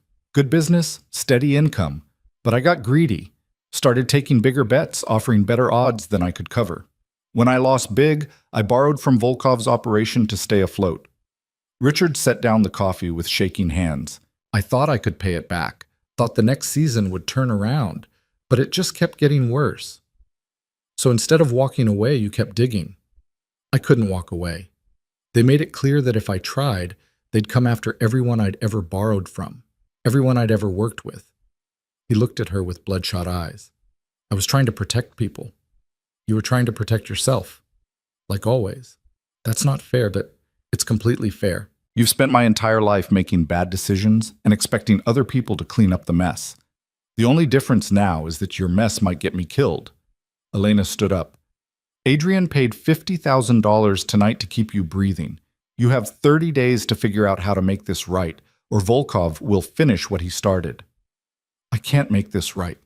I don't have that kind of money." "Then figure out what you do have.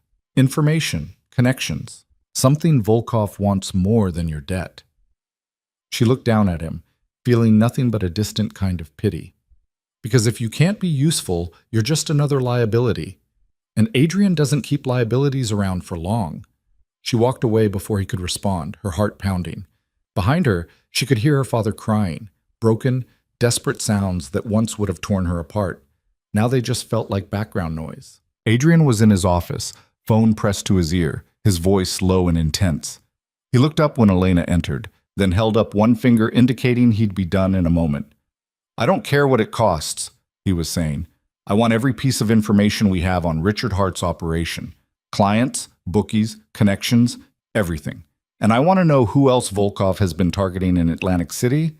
Yes, by tomorrow." "Good." He ended the call and set the phone down. "How'd it go?" About as well as expected. He's sorry. He didn't mean for this to happen, and he has no idea how to fix it. Elena sank into one of the leather chairs. He's useless. Most people are when they're that scared. Adrian came around the desk to perch on its edge, close enough that she could feel his body heat. But useless doesn't mean we can't use him. What do you mean? Your father has been running a betting operation for a year. He knows people, has connections, has information about Volkov's loan operation that could be valuable. Adrian's eyes were sharp. If we're smart about this, we can turn your father from a liability into an asset. He's too scared to be useful. Fear can be motivating. We just need to point it in the right direction. Adrian reached down and took her hand, his thumb tracing patterns on her palm. But that's tomorrow's problem. Tonight, you need rest. I can't sleep. Not with everything. Yes, you can. Because tomorrow, Thomas starts your training. And trust me, you're going to need every bit of energy you can get. Elena looked up at him, at the man who'd become her protector and her complication, and something she didn't have words for yet. Will you stay? Just for a while? Something shifted in Adrian's expression. Surprise, maybe, or pleasure. Are you sure? I'm not asking you to. I just don't want to be alone right now. With my father here and Volkov out there and everything feeling like it's spinning out of control. She squeezed his hand. Please. Adrian was quiet for a moment. Then he nodded. Okay, but just until you fall asleep. He followed her to her room, and for the first time since this all started, Elena felt something that approximated peace. She lay down on the bed, still fully clothed, and Adrian sat in the chair by the window, his presence a solid comfort in the darkness. Tell me something, Elena said quietly. Something real. Like what? I don't know. Something about you that isn't scary or dangerous or calculated. Adrian was quiet for so long she thought he wasn't going to answer. Then his voice came through the darkness, soft and almost vulnerable. When I was 8 years old, I wanted to be a pilot. Used to build model planes and hang them from my ceiling. Had this whole fantasy about flying away somewhere no one could touch me. He laughed quietly. Didn't work out that way. What happened? Life. Reality. The understanding that some people don't get to fly away. They have to stand and fight for everything they want to keep. He shifted in the chair. But sometimes, late at night when the city's quiet, I still think about it. What it would be like to just go. Elena felt her throat tighten. Why don't you? Because I built something here. Something that matters. People depend on me, and I don't abandon people who depend on me. A pause. Not anymore. Not since Sarah. Not since Sarah. Elena closed her eyes, letting his voice wash over her. Thank you. For what? For being honest? For staying? For not treating me like I'm too fragile to handle the truth? You're not fragile, Elena. You're probably the strongest person I've met in a long time. You just don't know it yet. Those were the last words she heard before sleep finally claimed her, pulling her down into darkness that felt almost safe with Adrian watching over her from the shadows. Elena woke to the sound of voices, low, urgent, and coming from somewhere beyond her closed door. For a moment she lay still, disoriented by silk sheets and morning light filtering through unfamiliar windows. Then memory crashed back and she sat up quickly, her heart already racing. The chair by the window was empty. Adrian was gone. She threw on the robe and stepped into the hallway, following the voices to the main living area. What she found made her stop in the doorway. Adrian stood near the windows with Thomas and Nina, all three of them focused on a laptop screen. Her father sat slumped on the couch where she'd left him last night, looking even worse in the harsh morning light. And standing near the kitchen, watching everything with careful eyes, was a man Elena had never seen before. Tall and lean, with silver hair and a face that suggested he'd seen too much and forgotten none of it. Elena. Adrian looked up, his expression unreadable. Good. We need to talk. What's going on? This is Detective Marcus Chen, Adrian said, gesturing to the silver-haired man. He's been on Volkov's payroll for 3 years, feeding us information about police investigations and upcoming raids.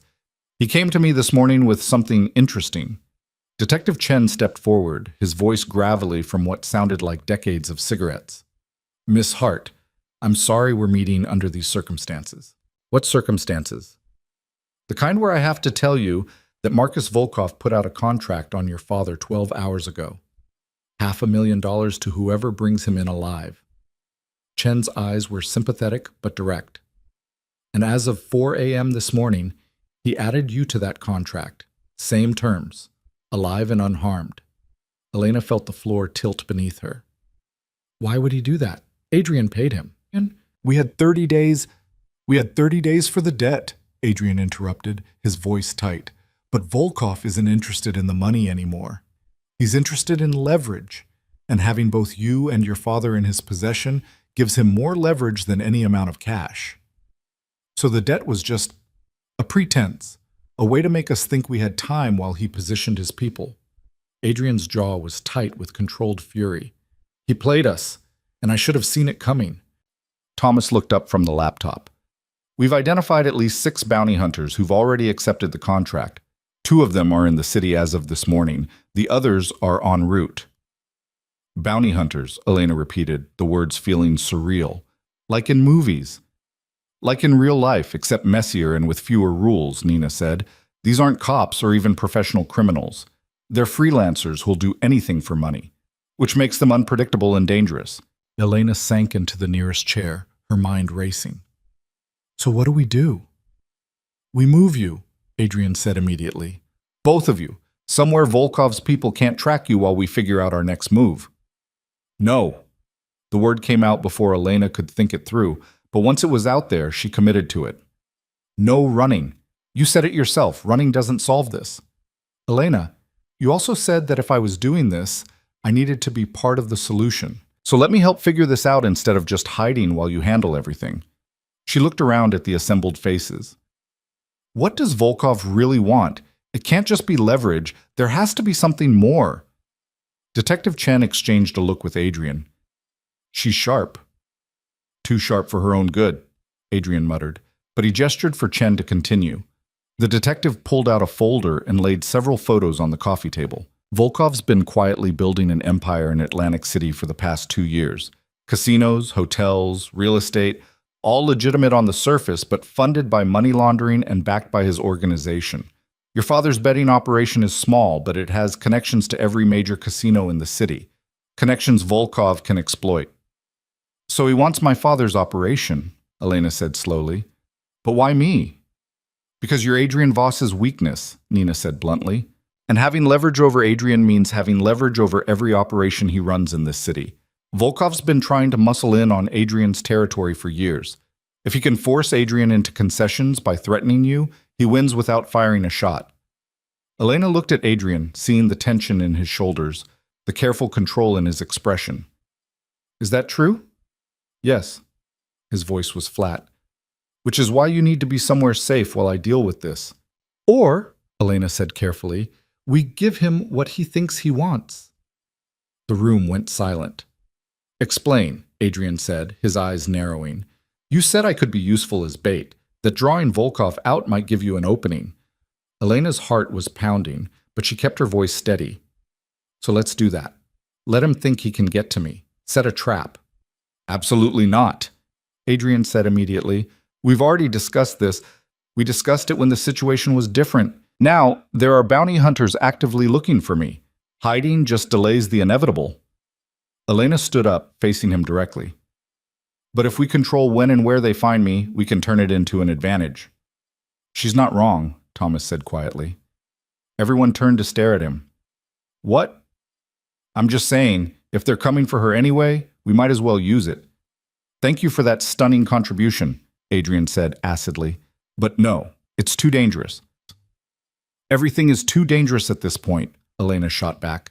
Your apartment is too dangerous. This penthouse is too dangerous. Walking down the street is too dangerous. So we might as well be dangerous in a way that helps instead of just reacting. Adrian's hands clenched into fists at his sides. You don't understand what you're asking. Then explain it to me.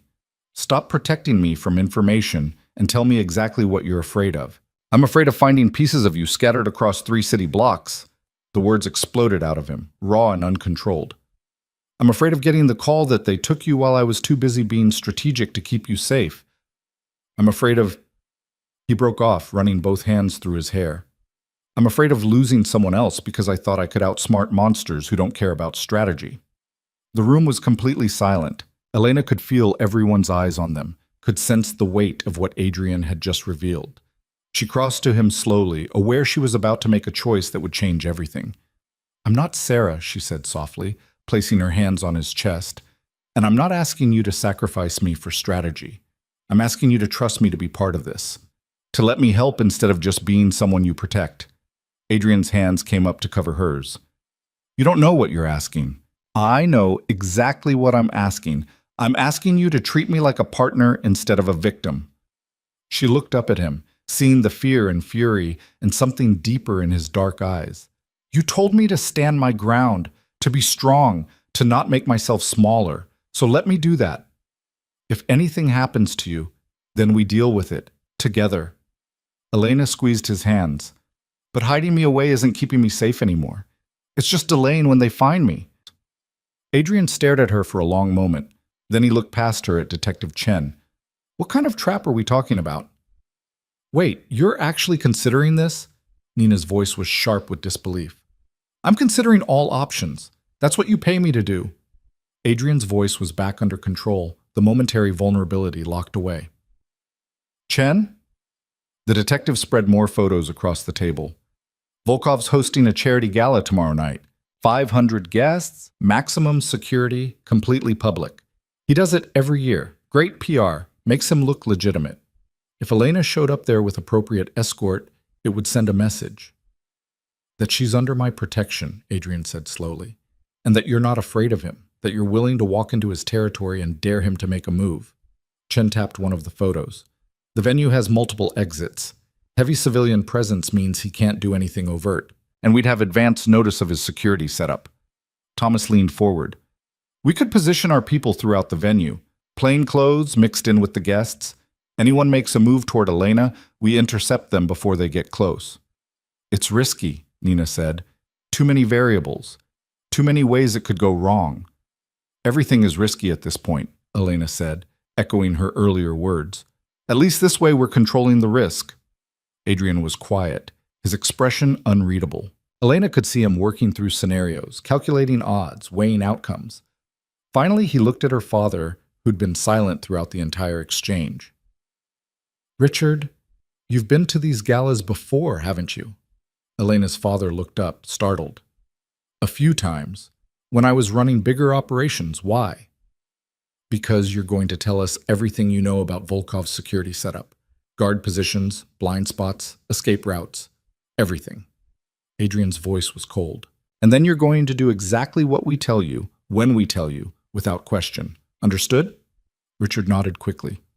"Whatever you need." "What I need is for you to stop being useless." Adrian turned back to the group. "All right, we do this. But on my terms, with my people, and Elena doesn't move without 3 layers of security." "Adrian," Nina started. "That's the decision. If anyone has a problem with it, speak now or accept it." His tone made it clear there was no middle ground. No one spoke. "Good. Thomas, I want full security protocols designed by tonight. Nina, reach out to our people inside Volkov's organization.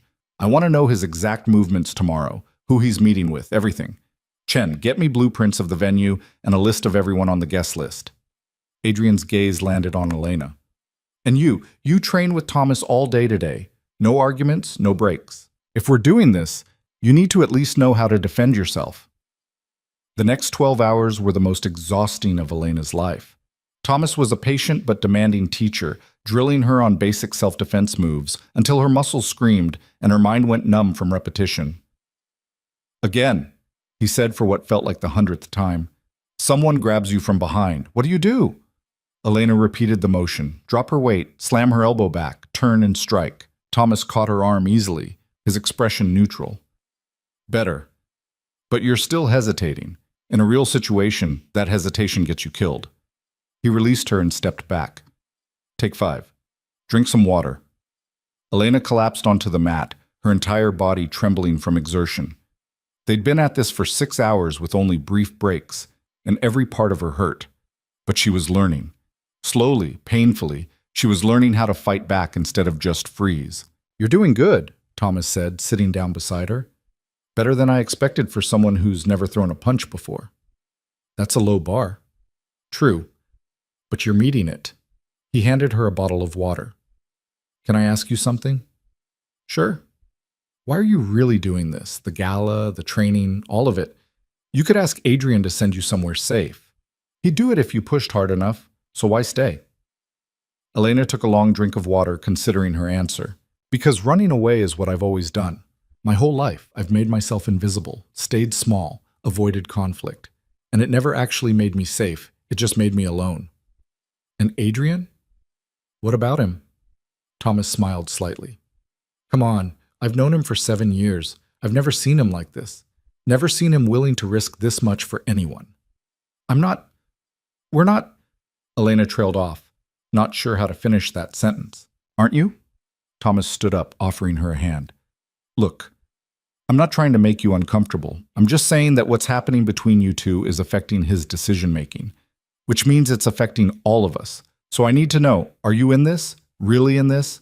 Or are you going to run the first time things get truly scary? Elena let him pull her to her feet. I stood at his door in bunny slippers and told the most dangerous man in the city to turn down his music. I refused his money. I'm training to fight people who want to kidnap me. I'm planning to walk into my enemy's territory tomorrow night wearing a dress and heels and daring him to make a move. She met Thomas's eyes steadily. Does that sound like someone who runs? Thomas studied her for a moment, then nodded. No. It sounds like someone who's either very brave or very crazy. Probably both. Definitely both. He moved back to the center of the mat. Come on, let's work on your reaction time. If someone pulls a weapon, you need to move before you think.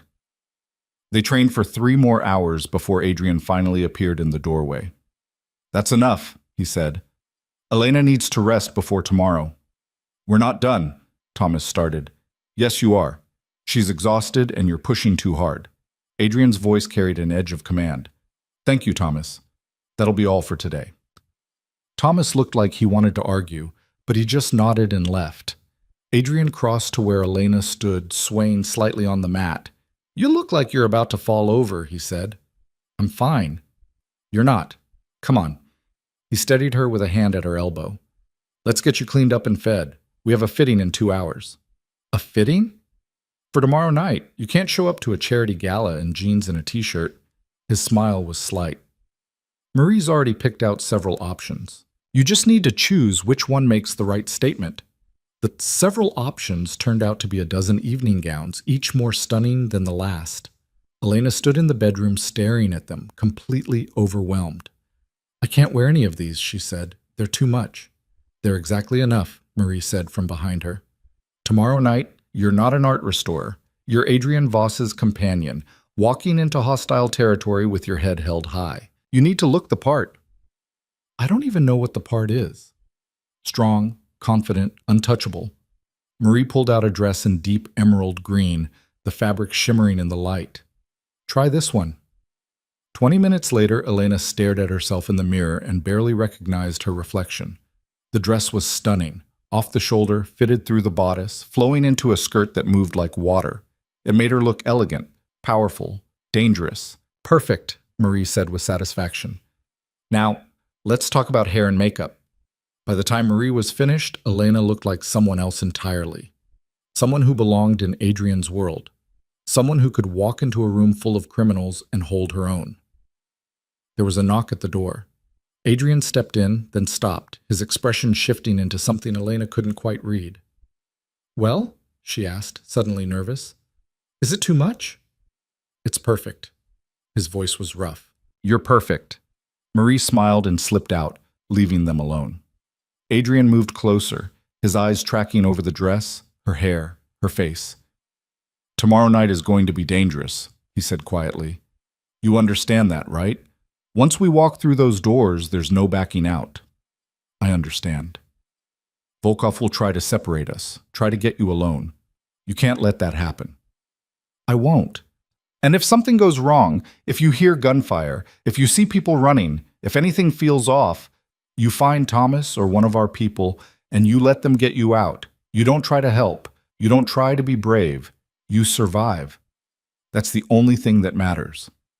Elena reached up and placed her palm against his jaw, feeling the tension there. I promise. But you need to promise me something too. What? That you'll be careful, that you won't do something reckless trying to protect me. She held his gaze. I need you to survive this too. Something flickered across Adrian's face, surprise maybe, or tenderness. He covered her hand with his, turning his head slightly to press a kiss to her palm. I'll do my best, he said softly. That's all I'm asking.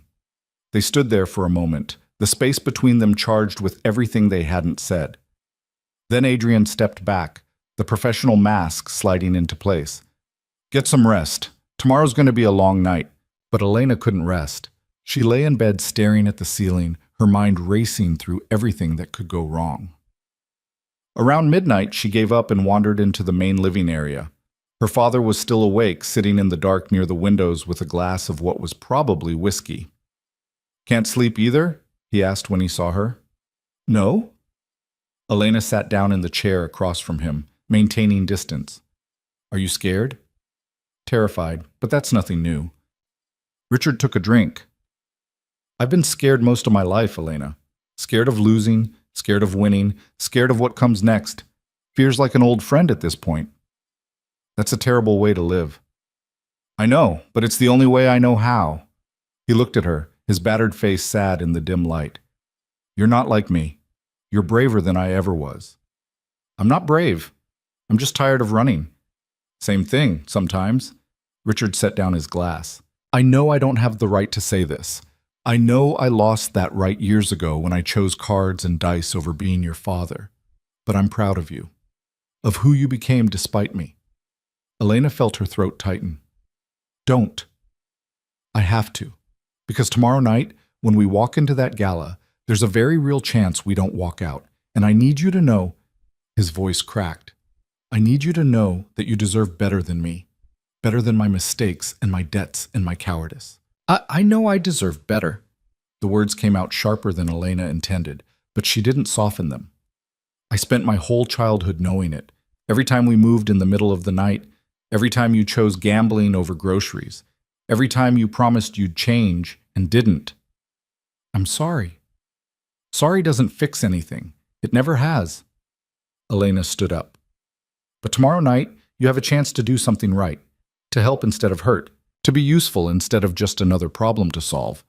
So don't waste it. She walked back to her room before he could respond, her heart pounding and her eyes burning with unshed tears. She'd spent so many years building walls between herself and her father, and now those walls were crumbling whether she wanted them to or not. The next day passed in a blur of final preparations. Thomas walked her through the security plan 3 times. Nina briefed her on Volkov's known associates. Detective Chen showed her photos of the bounty hunters who might be at the gala. If you see any of these faces, you alert someone immediately, he said. Don't engage, don't try to handle it yourself. I understand. I hope so. Because these people don't play by rules. They'll smile at you while planning how to collect their payday. By the time evening arrived, Elena's nerves were stretched so thin she felt like she might shatter. Marie helped her into the emerald dress, styled her hair into an elegant updo, and applied makeup that made her eyes look huge and her features sharp. You look like a queen going to war, Marie said softly, which I suppose is accurate. There was a knock at the door. Adrian stepped in wearing a tuxedo that probably cost more than Elena's old car, and for a moment they just stared at each other. Ready? He asked. No, but I'm doing it anyway. That's my girl. He offered his arm. Let's go make Marcus Volkov regret ever knowing your name. The drive to the gala venue took 20 minutes, during which Elena focused on breathing and not throwing up from nerves. Thomas drove, with 2 more security vehicles flanking them. The whole convoy moved through the city like a well-oiled machine. Remember the plan, Adrian said quietly. We arrive. We make our presence known. We circulate for exactly 90 minutes, then we leave. You stay within arm's reach of me at all times. What about my father? He arrives separately with Nina. They'll maintain distance but stay visible. Adrian's hand found hers in the darkness of the car. If you want to back out, now's the time. Say the word and we turn around. Elena looked at their joined hands, at the man who'd become so important so quickly, and shook her head. No backing out. We finished this. Then let's finish it. The venue was spectacular. A historic hotel ballroom with crystal chandeliers and marble floors, filled with 500 of the city's wealthiest and most dangerous people. They entered through the main doors, and Elena felt every eye in the room turn to watch. Adrian's hand settled at the small of her back, warm and steady. Head up, shoulders back. You belong here. They descended the grand staircase together, and Elena felt the weight of all those stairs. But she kept her head high, her expression calm, her steps measured. By the time they reached the ballroom floor, she almost believed she belonged in this glittering, dangerous world. Mr. Voss, a waiter appeared with champagne. Welcome. Adrian took 2 glasses and handed one to Elena. To making statements, he said quietly. She touched her glass to his. To not backing down. They'd barely taken a sip when a voice cut through the ambient noise like a knife. Adrian Voss, what an unexpected pleasure. Elena turned to find Marcus Volkov standing 3 feet away, smiling like a shark who'd just spotted blood in the water. Marcus Volkov was not what Elena had expected. Somehow she'd imagined someone physically imposing, scarred, menacing, the kind of man whose appearance alone announced danger. Instead, Volkov looked like a successful banker in his late 50s, with silver-streaked hair, an expensive suit, and a smile that never quite reached his cold blue eyes. Marcus.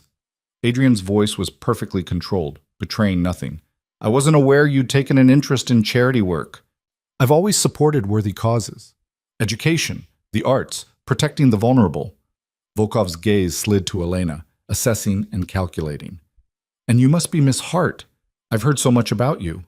Elena felt Adrian's hand tighten slightly at her back. A warning or a reassurance, she couldn't tell which. She forced herself to meet Volkov's eyes directly. Nothing good, I'm sure, she said, her voice steadier than she felt. Volkov's smile widened. On the contrary, I hear you're quite brave. Knocking on doors at 3 in the morning, refusing money, standing up to men who could crush you without a second thought. He took a sip of his champagne. That takes either courage or stupidity. I haven't decided which yet. Does it matter? Elena asked. Oh, very much. Courage can be useful.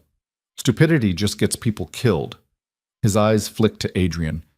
I trust you received my message about the contract. I did. And I'm here to deliver one of my own. Adrian's voice was silk over steel. Touch her. Touch her father. Or send any more of your freelance thugs after either of them, and I'll burn everything you've built in Atlantic City to the ground. The temperature in the immediate area seemed to drop several degrees. Around them, conversations continued, music played, people laughed and drank without any idea that 2 of the most dangerous men in the city were seconds away from violence.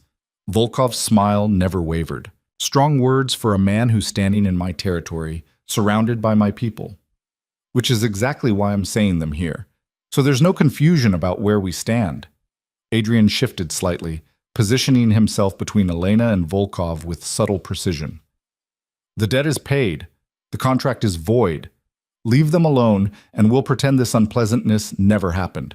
And if I don't agree to those terms, then we find out whether your security can stop me from putting a bullet in your head before they put 3 in mine. Mutual destruction. Very dramatic, terrible for business. Adrian's expression was absolutely calm. Or you can be smart, take the win you've already got, and walk away. Volkov studied him for a long moment. Then he turned to Elena, his expression thoughtful. Tell me, Miss Hart, what is it about Adrian that makes a woman like you willing to stand in this room, knowing you're a target? Is it the money? The power? Or do you actually believe he can protect you from people like me? Elena felt every instinct screaming at her to look away, to defer to Adrian, to let him handle this. Instead, she thought about bunny slippers and dropped money and the moment she'd decided to stop being invisible. I don't need him to protect me from you, she said quietly. I just need him to teach me how to protect myself. There's a difference. Something flickered across Volkov's face. Surprise, perhaps, or grudging respect. Interesting. Most people in your position would be begging for their lives right now. I'm not most people. No, I'm beginning to see that. Volkov glanced at Adrian. You've chosen well. She's got spine. That's rare. We're done here, Adrian said flatly. Enjoy your party, Marcus. Stay away from what's mine. He guided Elena away before Volkov could respond, his hand firm at her back. They moved through the crowd, and Elena could feel dozens of eyes tracking their progress. That was either very brave or very stupid, Adrian murmured in her ear. Everyone keeps saying that, because it keeps being true. But there was something almost like pride in his voice. You handled him perfectly, better than I expected. I was terrified. I know, but you didn't show it. That's what matters. Adrian steered them toward a quieter corner of the ballroom. Thomas is positioned near the west exit. Nina has eyes on your father near the bar. We stay visible for another hour, then we leave. But the hour never came. 30 minutes later, Elena was making polite conversation with a gallery owner who'd apparently been at one of the museum's fundraisers when she caught movement in her peripheral vision. A man in server's uniform was moving through the crowd with purpose, his eyes locked on her with an intensity that made her skin crawl. She recognized his face from the photos Detective Chen had shown her, one of the bounty hunters. Adrian, she said quietly, interrupting whatever he'd been saying to the gallery owner. 3 o'clock. White jacket. Adrian's expression didn't change, but she felt him tense. Thomas, he said into what must have been a hidden microphone. West side. Server uniform. Intercept. Everything happened very fast after that. The bounty hunter changed direction suddenly, heading not for Elena but toward the bar where her father stood with Nina. Elena saw her father's face go pale with recognition, saw Nina reach for something under her jacket, saw Thomas appear from nowhere, moving to intercept. Then the lights went out. The ballroom plunged into darkness, and for a moment there was shocked silence. Then someone screamed, glass shattered. The crowd began to panic, pushing and shoving toward the exits. Stay with me, Adrian commanded, his arm like iron around Elena's waist. Don't let go. But in the chaos and darkness, someone slammed into them hard from the side. Elena felt Adrian's grip break, felt hands grabbing at her arms, her dress, felt herself being dragged away from where Adrian's voice was shouting her name. Training kicked in before thought could. Elena dropped her weight like Thomas had taught her, making herself harder to move, drove her elbow back hard into someone's ribs, heard a grunt of pain and twisted away, using the panic of the crowd to shield her movement. Elena! Her father's voice, somewhere to her left. She pushed toward the sound, her heart hammering. Emergency lights flickered on, casting everything in eerie red shadows. Through the chaos, she could see her father struggling with 2 men near the bar. Nina was down, blood on her temple. And Thomas was fighting 3 men at once near the west exit, moving with brutal efficiency. Elena didn't think. She grabbed a champagne bottle from an abandoned table and ran toward her father. One of the men holding him turned at her approach, his expression surprised. Elena swung the bottle with everything she had. It connected with his shoulder. She'd been aiming for his head, but he'd moved, and shattered. The man swore and released her father, who stumbled backward into Elena. Get out! She gasped. The east exit. Not without you. Richard grabbed her hand. Come on. They ran together through the panicking crowd, dodging waiters and overturned tables. Behind them, Elena could hear gunfire, sharp cracks that sent fresh waves of terror through the ballroom. She didn't look back. Couldn't afford to. They burst through a service door into a narrow hallway. Elena's heels were impossible to run in, so she kicked them off and kept going barefoot. Her father was breathing hard, his injuries from Volkov's beating slowing him down. Which way? She demanded. Left, then right. There's a loading dock. More gunfire. Closer now. Elena pulled her father faster, her mind racing. They needed to find Adrian's people. Needed to get somewhere defensible. A man stepped out of a side corridor, blocking their path. Elena recognized him immediately. Another bounty hunter from Chen's photos, bigger than the first one, with cold eyes and a gun already raised. Miss Hart, he said calmly. Mr. Hart, please don't make this difficult. Elena's mind went blank with terror.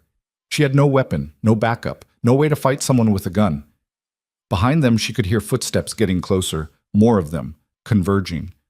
Her father stepped in front of her, his hands raised. Take me. Let her go. I'm the one Volkov really wants. He wants you both.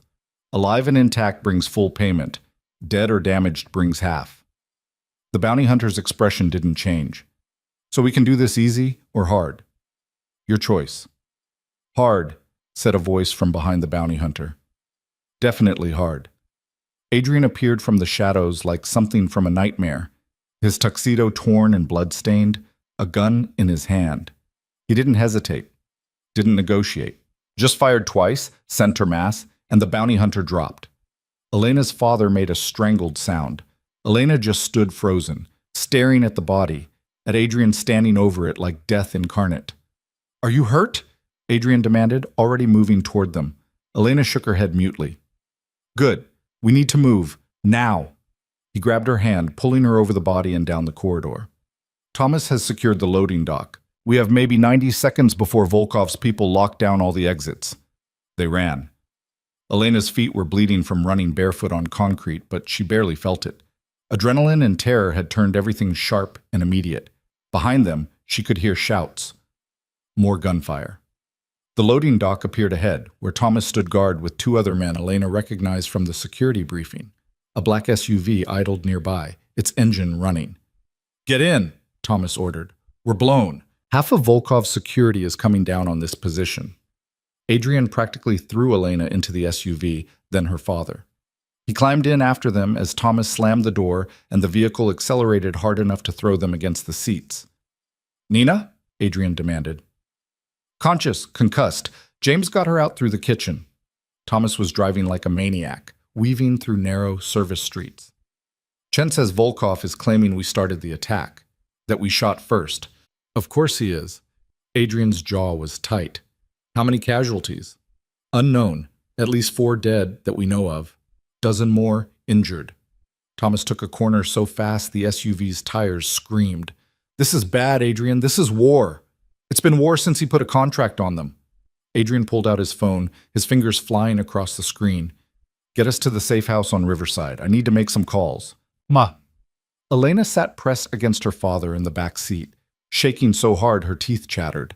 She could smell gunpowder and blood, could feel the adrenaline starting to fade, leaving her hollow and sick. You saved my life, her father said quietly. When that man had the gun, you hit him with a bottle. I missed. I was aiming for his head. You still saved me. His voice cracked.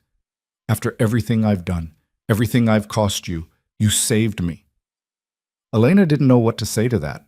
Didn't have words for the complicated tangle of fear and anger and exhausted love in her chest. So she just leaned her head against the cold window and watched the city blur past. The safe house was a nondescript apartment building in a neighborhood that had seen better days. Thomas pulled into an underground parking garage, and they climbed 4 flights of stairs to a unit that looked like it had been furnished from a discount store catalog. It's not the penthouse, Adrian said, locking 3 separate deadbolts behind them. But it's secure. No one knows about this location except my inner circle. Elena collapsed onto a worn couch, her whole body starting to crash from the adrenaline. Her feet were still bleeding, leaving smears on the cheap carpet. Her dress was ruined, torn at the hem where someone had grabbed it. Her hair had come completely undone. Adrian knelt in front of her, his face tight with concern. Let me see your feet. They're fine. They're bleeding. Let me see them. His voice had shifted from commanding to gentle, and somehow that made Elena's eyes burn with unshed tears. He cleaned and bandaged her feet with surprising tenderness, his hands steady despite the violence they'd just escaped. Elena watched him work and tried to process what had just happened. The gunfire, the bodies, the terror of being separated in the darkness, the fact that she'd fought back instead of just freezing. I hit someone with a bottle, she said suddenly. Adrian looked up.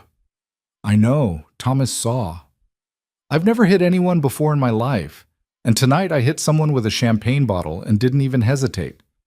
You were protecting your father. Instinct took over. Adrian finished with her feet and sat back on his heels. You did good, Elena. Better than good. People died tonight. Yes, they did. His expression was grim. And more will die before this is over. Volkov crossed a line tonight. He attacked us in public, in front of witnesses. He's declared open war. So what happens now? Before Adrian could answer, his phone rang. He answered it immediately. Talk to me. When? How many? All right, lock it down. No one in or out without my approval. He hung up and looked at Thomas, who'd been standing guard by the door. Volkov's claiming we brought guns to the gala intending to assassinate him. He's got witnesses willing to testify, security footage edited to support his story. The police are issuing warrants for my arrest by morning. That's insane, Elena said. There were 500 people there. They saw exactly what Volkov wanted them to see. Chaos, gunfire, bodies. Adrian's voice was hard. And now he's painting himself as the victim and me as the aggressor. It's smart. Turns public opinion against us and gives him legal cover for whatever he does next. So we're trapped here. For now. Adrian stood up, pacing the small room. But being trapped doesn't mean being helpless. Chen is working his contacts in the department. Nina's reaching out to our allies, and I've got calls into everyone who owes me favors. And me? Elena asked. What do I do? Adrian stopped pacing and looked at her. Really looked at her, his expression shifting into something she couldn't quite read. You've already done more than I had any right to ask. You walked into danger with your head held high. You fought when you needed to fight. You saved your father's life. He moved closer, his voice dropping. What happens next is my burden to carry, not yours. That's not how this works anymore. Elena stood up despite her bandaged feet, facing him directly. You said I was part of this, that I'd proven myself, so don't try to protect me by shutting me out now. Elena, no. You don't get to decide this alone. She was shaking again, but not from fear this time. From fury. From exhaustion. From the overwhelming realization that she'd crossed a threshold tonight she could never uncross. I'm in this with you, all the way. So tell me, what's the plan? Adrian stared at her for a long moment. Then, unexpectedly, he smiled, a real smile that transformed his face. You're incredible, you know that? I'm terrified and covered in blood and I just watch people die. I don't feel incredible. That's what makes you incredible. You're terrified and you're still standing here demanding to help. He cupped her face in both hands. The plan is simple. We find proof that Volkov orchestrated tonight's attack. We expose him before he can use the legal system against us. And we end this war before it destroys everything we've built. How do we find proof? We already have it. Adrian's smile turned sharp. Your father's been recording his conversations with Volkov's people for months. Insurance, in case they ever tried to kill him. He just doesn't know we know about it. Everyone turned to look at Richard, who'd been sitting silently in the corner. His face went pale. How did you think I'd bring you into my operation without vetting every detail of your life? Adrian's voice was a matter of fact. I know about the recordings. I know where you keep them. And I know they contain evidence of Volkov ordering hits, laundering money, and running illegal operations across 3 states. Richard's hands were shaking. If I give those to you, Volkov will kill me. Volkov's going to try to kill you anyway. At least this way you die useful. Adrian's expression was pitiless. Where are the recordings, Richard? Safety deposit box, First National Bank, downtown branch, box 447. Richard's voice was barely a whisper. The key's in my apartment, taped under the bathroom sink. Thomas was already on his phone. I'll send someone to get it. No. Elena surprised herself by speaking. I'll get it. Everyone stared at her. That's insane, Adrian said immediately. Your face is all over the news by now. The moment you step outside, the moment any of your people step outside, Volkov's watching for them. But me? I'm supposed to be hiding, scared. No one will expect me to go on the offensive. Elena looked at Thomas. You said I needed to learn how to disappear, how to be invisible. Teach me, right now, and then let me do this. Absolutely not, Adrian said flatly. It's too dangerous. Everything is too dangerous. But sitting here waiting for Volkov to find us is more dangerous than going after the evidence ourselves. Elena held his gaze. You know I'm right. Adrian's jaw was so tight she could see the muscle jumping. If something happens to you, then make sure nothing happens to me. Send Thomas with me. Plan every detail. Use the training you've been drilling into me. Elena stepped closer to him. But don't make me sit here doing nothing while you risk everything, please. The silence stretched between them, heavy with unspoken things. Finally, Adrian closed his eyes and nodded. Fine. But Thomas goes with you, and you follow his instructions exactly. No improvising. Deal. 2 hours later, Elena stood outside her father's apartment building wearing clothes that Thomas had somehow procured: jeans, a dark hoodie, sneakers. Her hair was tucked under a baseball cap, and she wore glasses with clear lenses that somehow changed the shape of her face. You look completely different, Thomas said with approval. Even I barely recognize you. Will it be enough? It'll have to be. Come on. We've got maybe a 10-minute window before Volkov's people make their next patrol sweep. They moved quickly through the building's back entrance, taking stairs instead of the elevator. Elena's heart was pounding so hard she felt dizzy, but she kept moving. Her father's apartment was on the 3rd floor, and Thomas had a key that Chen had provided. The apartment was small and messy, with empty bottles and racing forms scattered across every surface. It smelled like cigarettes and regret. Elena tried not to think about her father living here, alone with his mistakes. Bathroom, Thomas said quietly. Hurry. Elena found the key exactly where her father had said, taped under the sink behind cleaning supplies that looked like they'd never been used. Her hands were shaking so badly she almost dropped it twice. Got it, she whispered. Good. Let's... The apartment door crashed open. 3 men poured in, moving with military precision. Elena recognized one of them from the gala, one of Volkov's security team. His eyes widened when he saw her. Hello, Miss Hart. You just made this very easy. Thomas was already moving, his gun coming up. Get behind me. Now! Elena scrambled behind him as gunfire erupted in the tiny apartment. The sound was deafening in the confined space. She pressed herself against the bathroom wall, the key clutched in her fist, and tried not to scream. Thomas was fighting all 3 of them, his movements precise and brutal. But there were too many of them. Elena saw him take a hit to the shoulder, saw blood bloom across his shirt, saw him go down on one knee. The nearest attacker raised his gun toward Thomas's head. Elena didn't think. She grabbed the heavy porcelain toilet tank lid and swung it with everything she had. It connected with the man's head with a sickening crack. He dropped like a stone. His gun skittered across the floor, and Elena dove for it, her hands closing around cold metal. She'd never held a real gun before. Thomas had shown her how they worked, had her practice with a plastic training model, but this was different. This was heavy and real and terrifying. One of the remaining men turned toward her. Don't be stupid, sweetheart. Put it down. Elena raised the gun with shaking hands, remembering what Thomas had taught her. Get away from him. You won't shoot. You're not a killer. I hit your friend with a toilet lid. You want to bet what else I'll do? The man hesitated. That moment of indecision was all Thomas needed. He surged up from the floor, taking the man down with brutal efficiency. The 3rd attacker ran, smart enough to know when he was outnumbered. Thomas leaned against the wall, breathing hard, blood soaking his shoulder. You hit him with a toilet lid. It was heavy. Good thinking. He looked at the gun in her hands. You can put that down now. Elena's hands were shaking so badly she could barely hold it anymore. She set it carefully on the floor and backed away, her whole body trembling. We need to go, Thomas said. Now, before more of them come. They made it back to the safe house 40 minutes later, Elena supporting Thomas's good side while he kept pressure on his shoulder wound. Adrian met them at the door, his face going white when he saw the blood. What happened? Ambush at the apartment. 3 of Volkov's people. Thomas grimaced. Elena saved my life with a toilet lid. A what? Long story. Elena held up the key. But we got it. Adrian stared at her, at the blood on her clothes that wasn't hers, at the wild look in her eyes, at the key clutched in her trembling hand.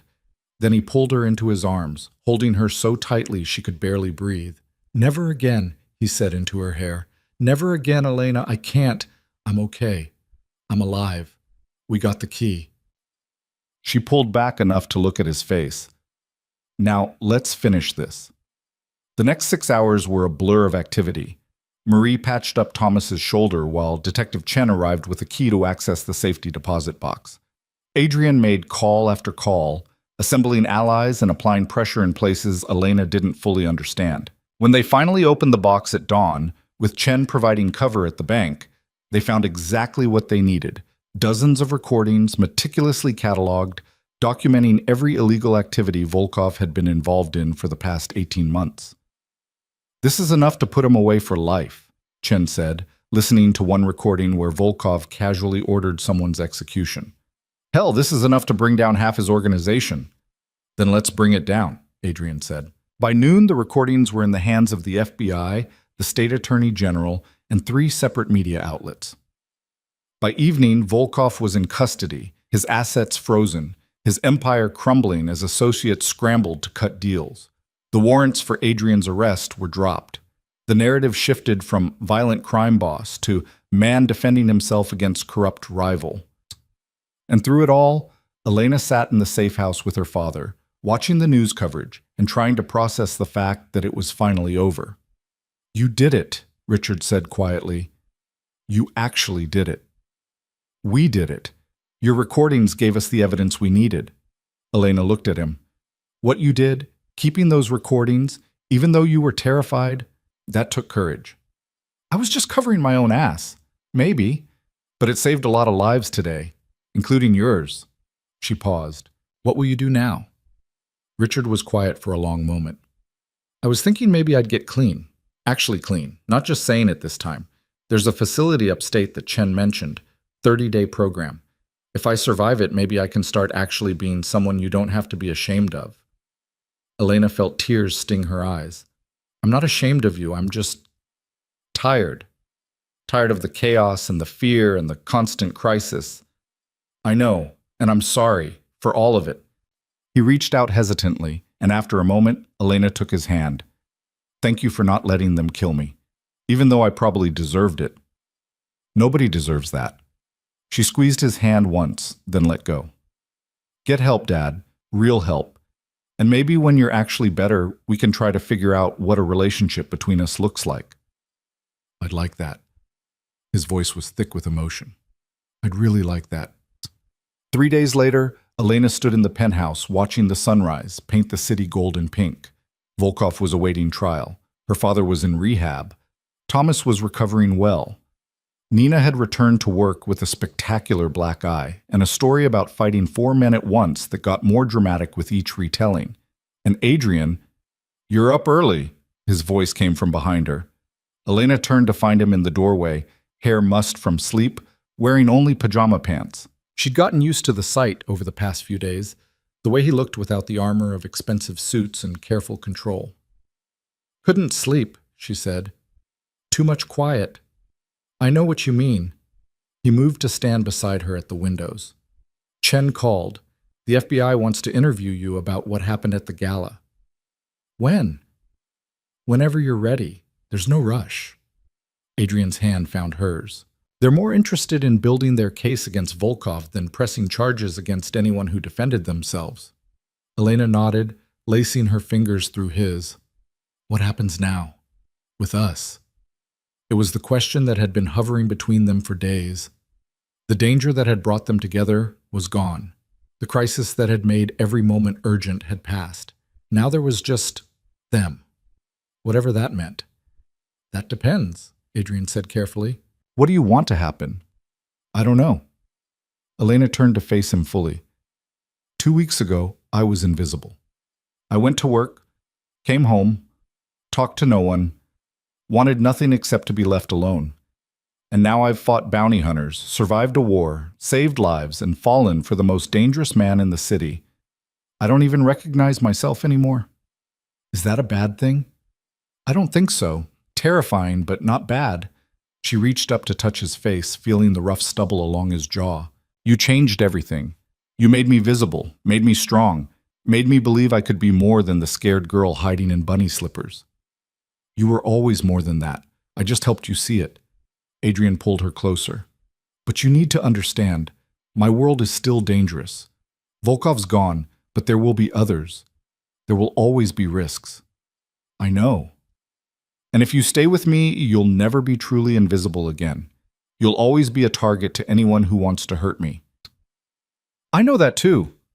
Elena stood on her toes, bringing them almost level. "But being invisible didn't keep me safe, it just kept me alone. And I'm tired of being alone." Adrian's eyes searched hers. Are you sure?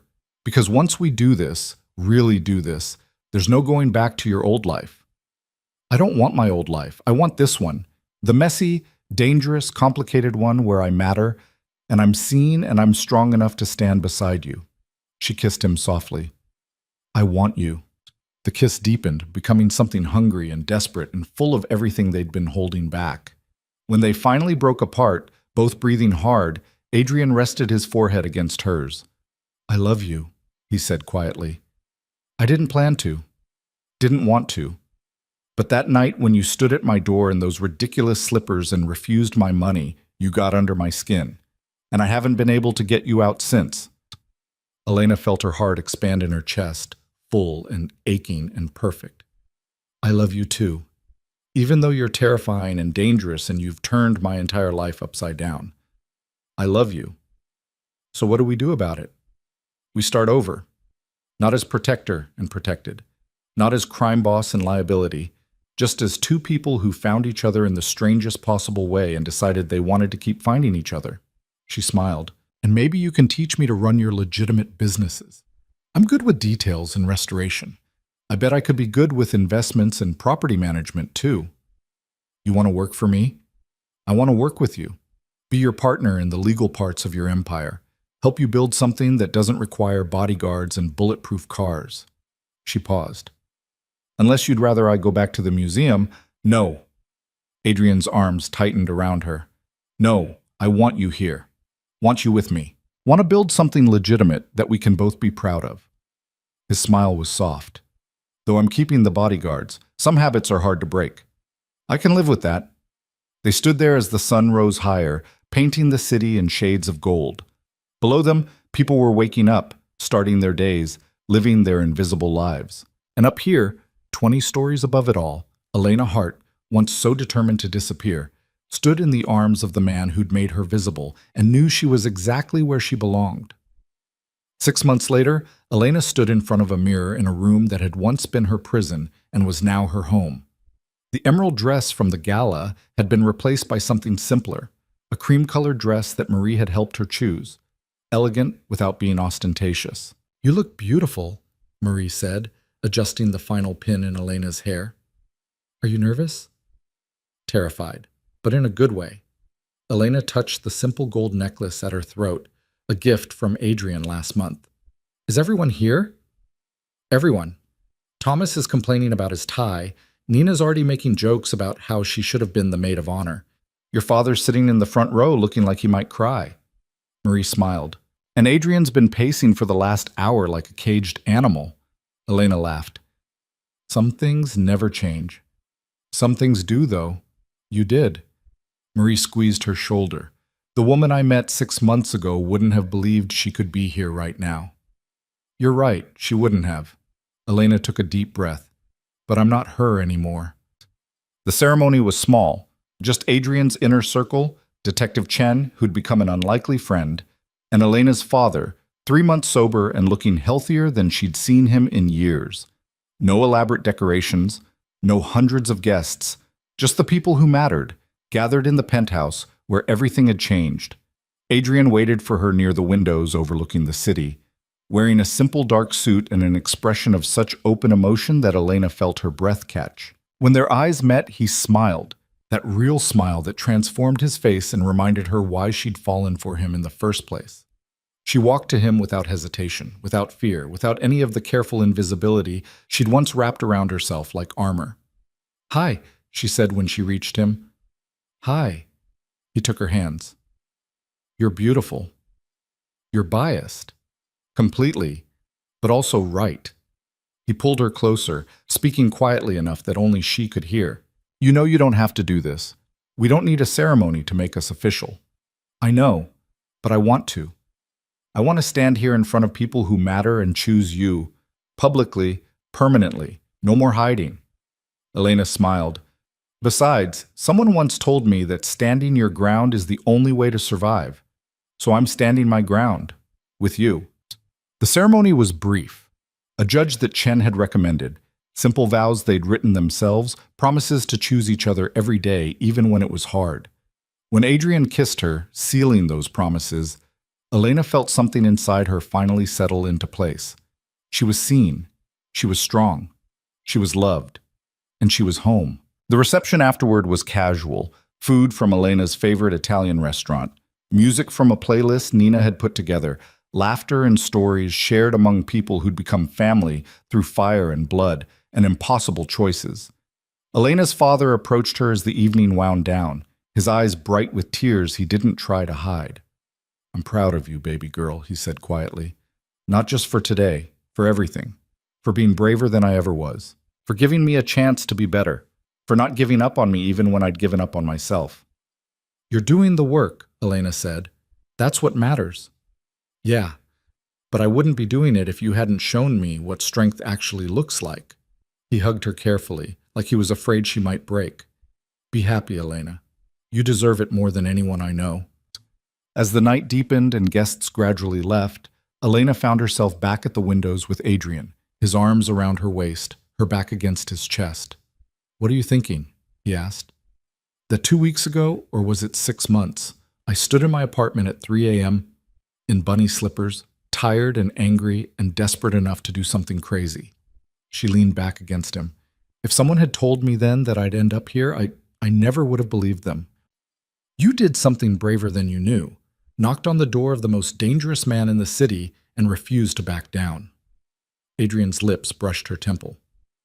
"And changed both our lives forever." "No regrets?" "None." "You?" Elena thought about her quiet, invisible life. Thought about the woman she'd been, small and scared and so desperately alone. Thought about the woman she'd become, strong and visible and loved beyond measure. "Not even one," she said. Below them, the city glittered with a million lights, each one representing someone living their invisible life, making their careful choices, trying to survive in a world that could be beautiful and brutal in equal measure. And up here, 20 stories above it all, the shy art restorer who'd once trembled at a dangerous man's door stood in her husband's arms and knew that the quietest voice had indeed changed the most dangerous heart. The war was over.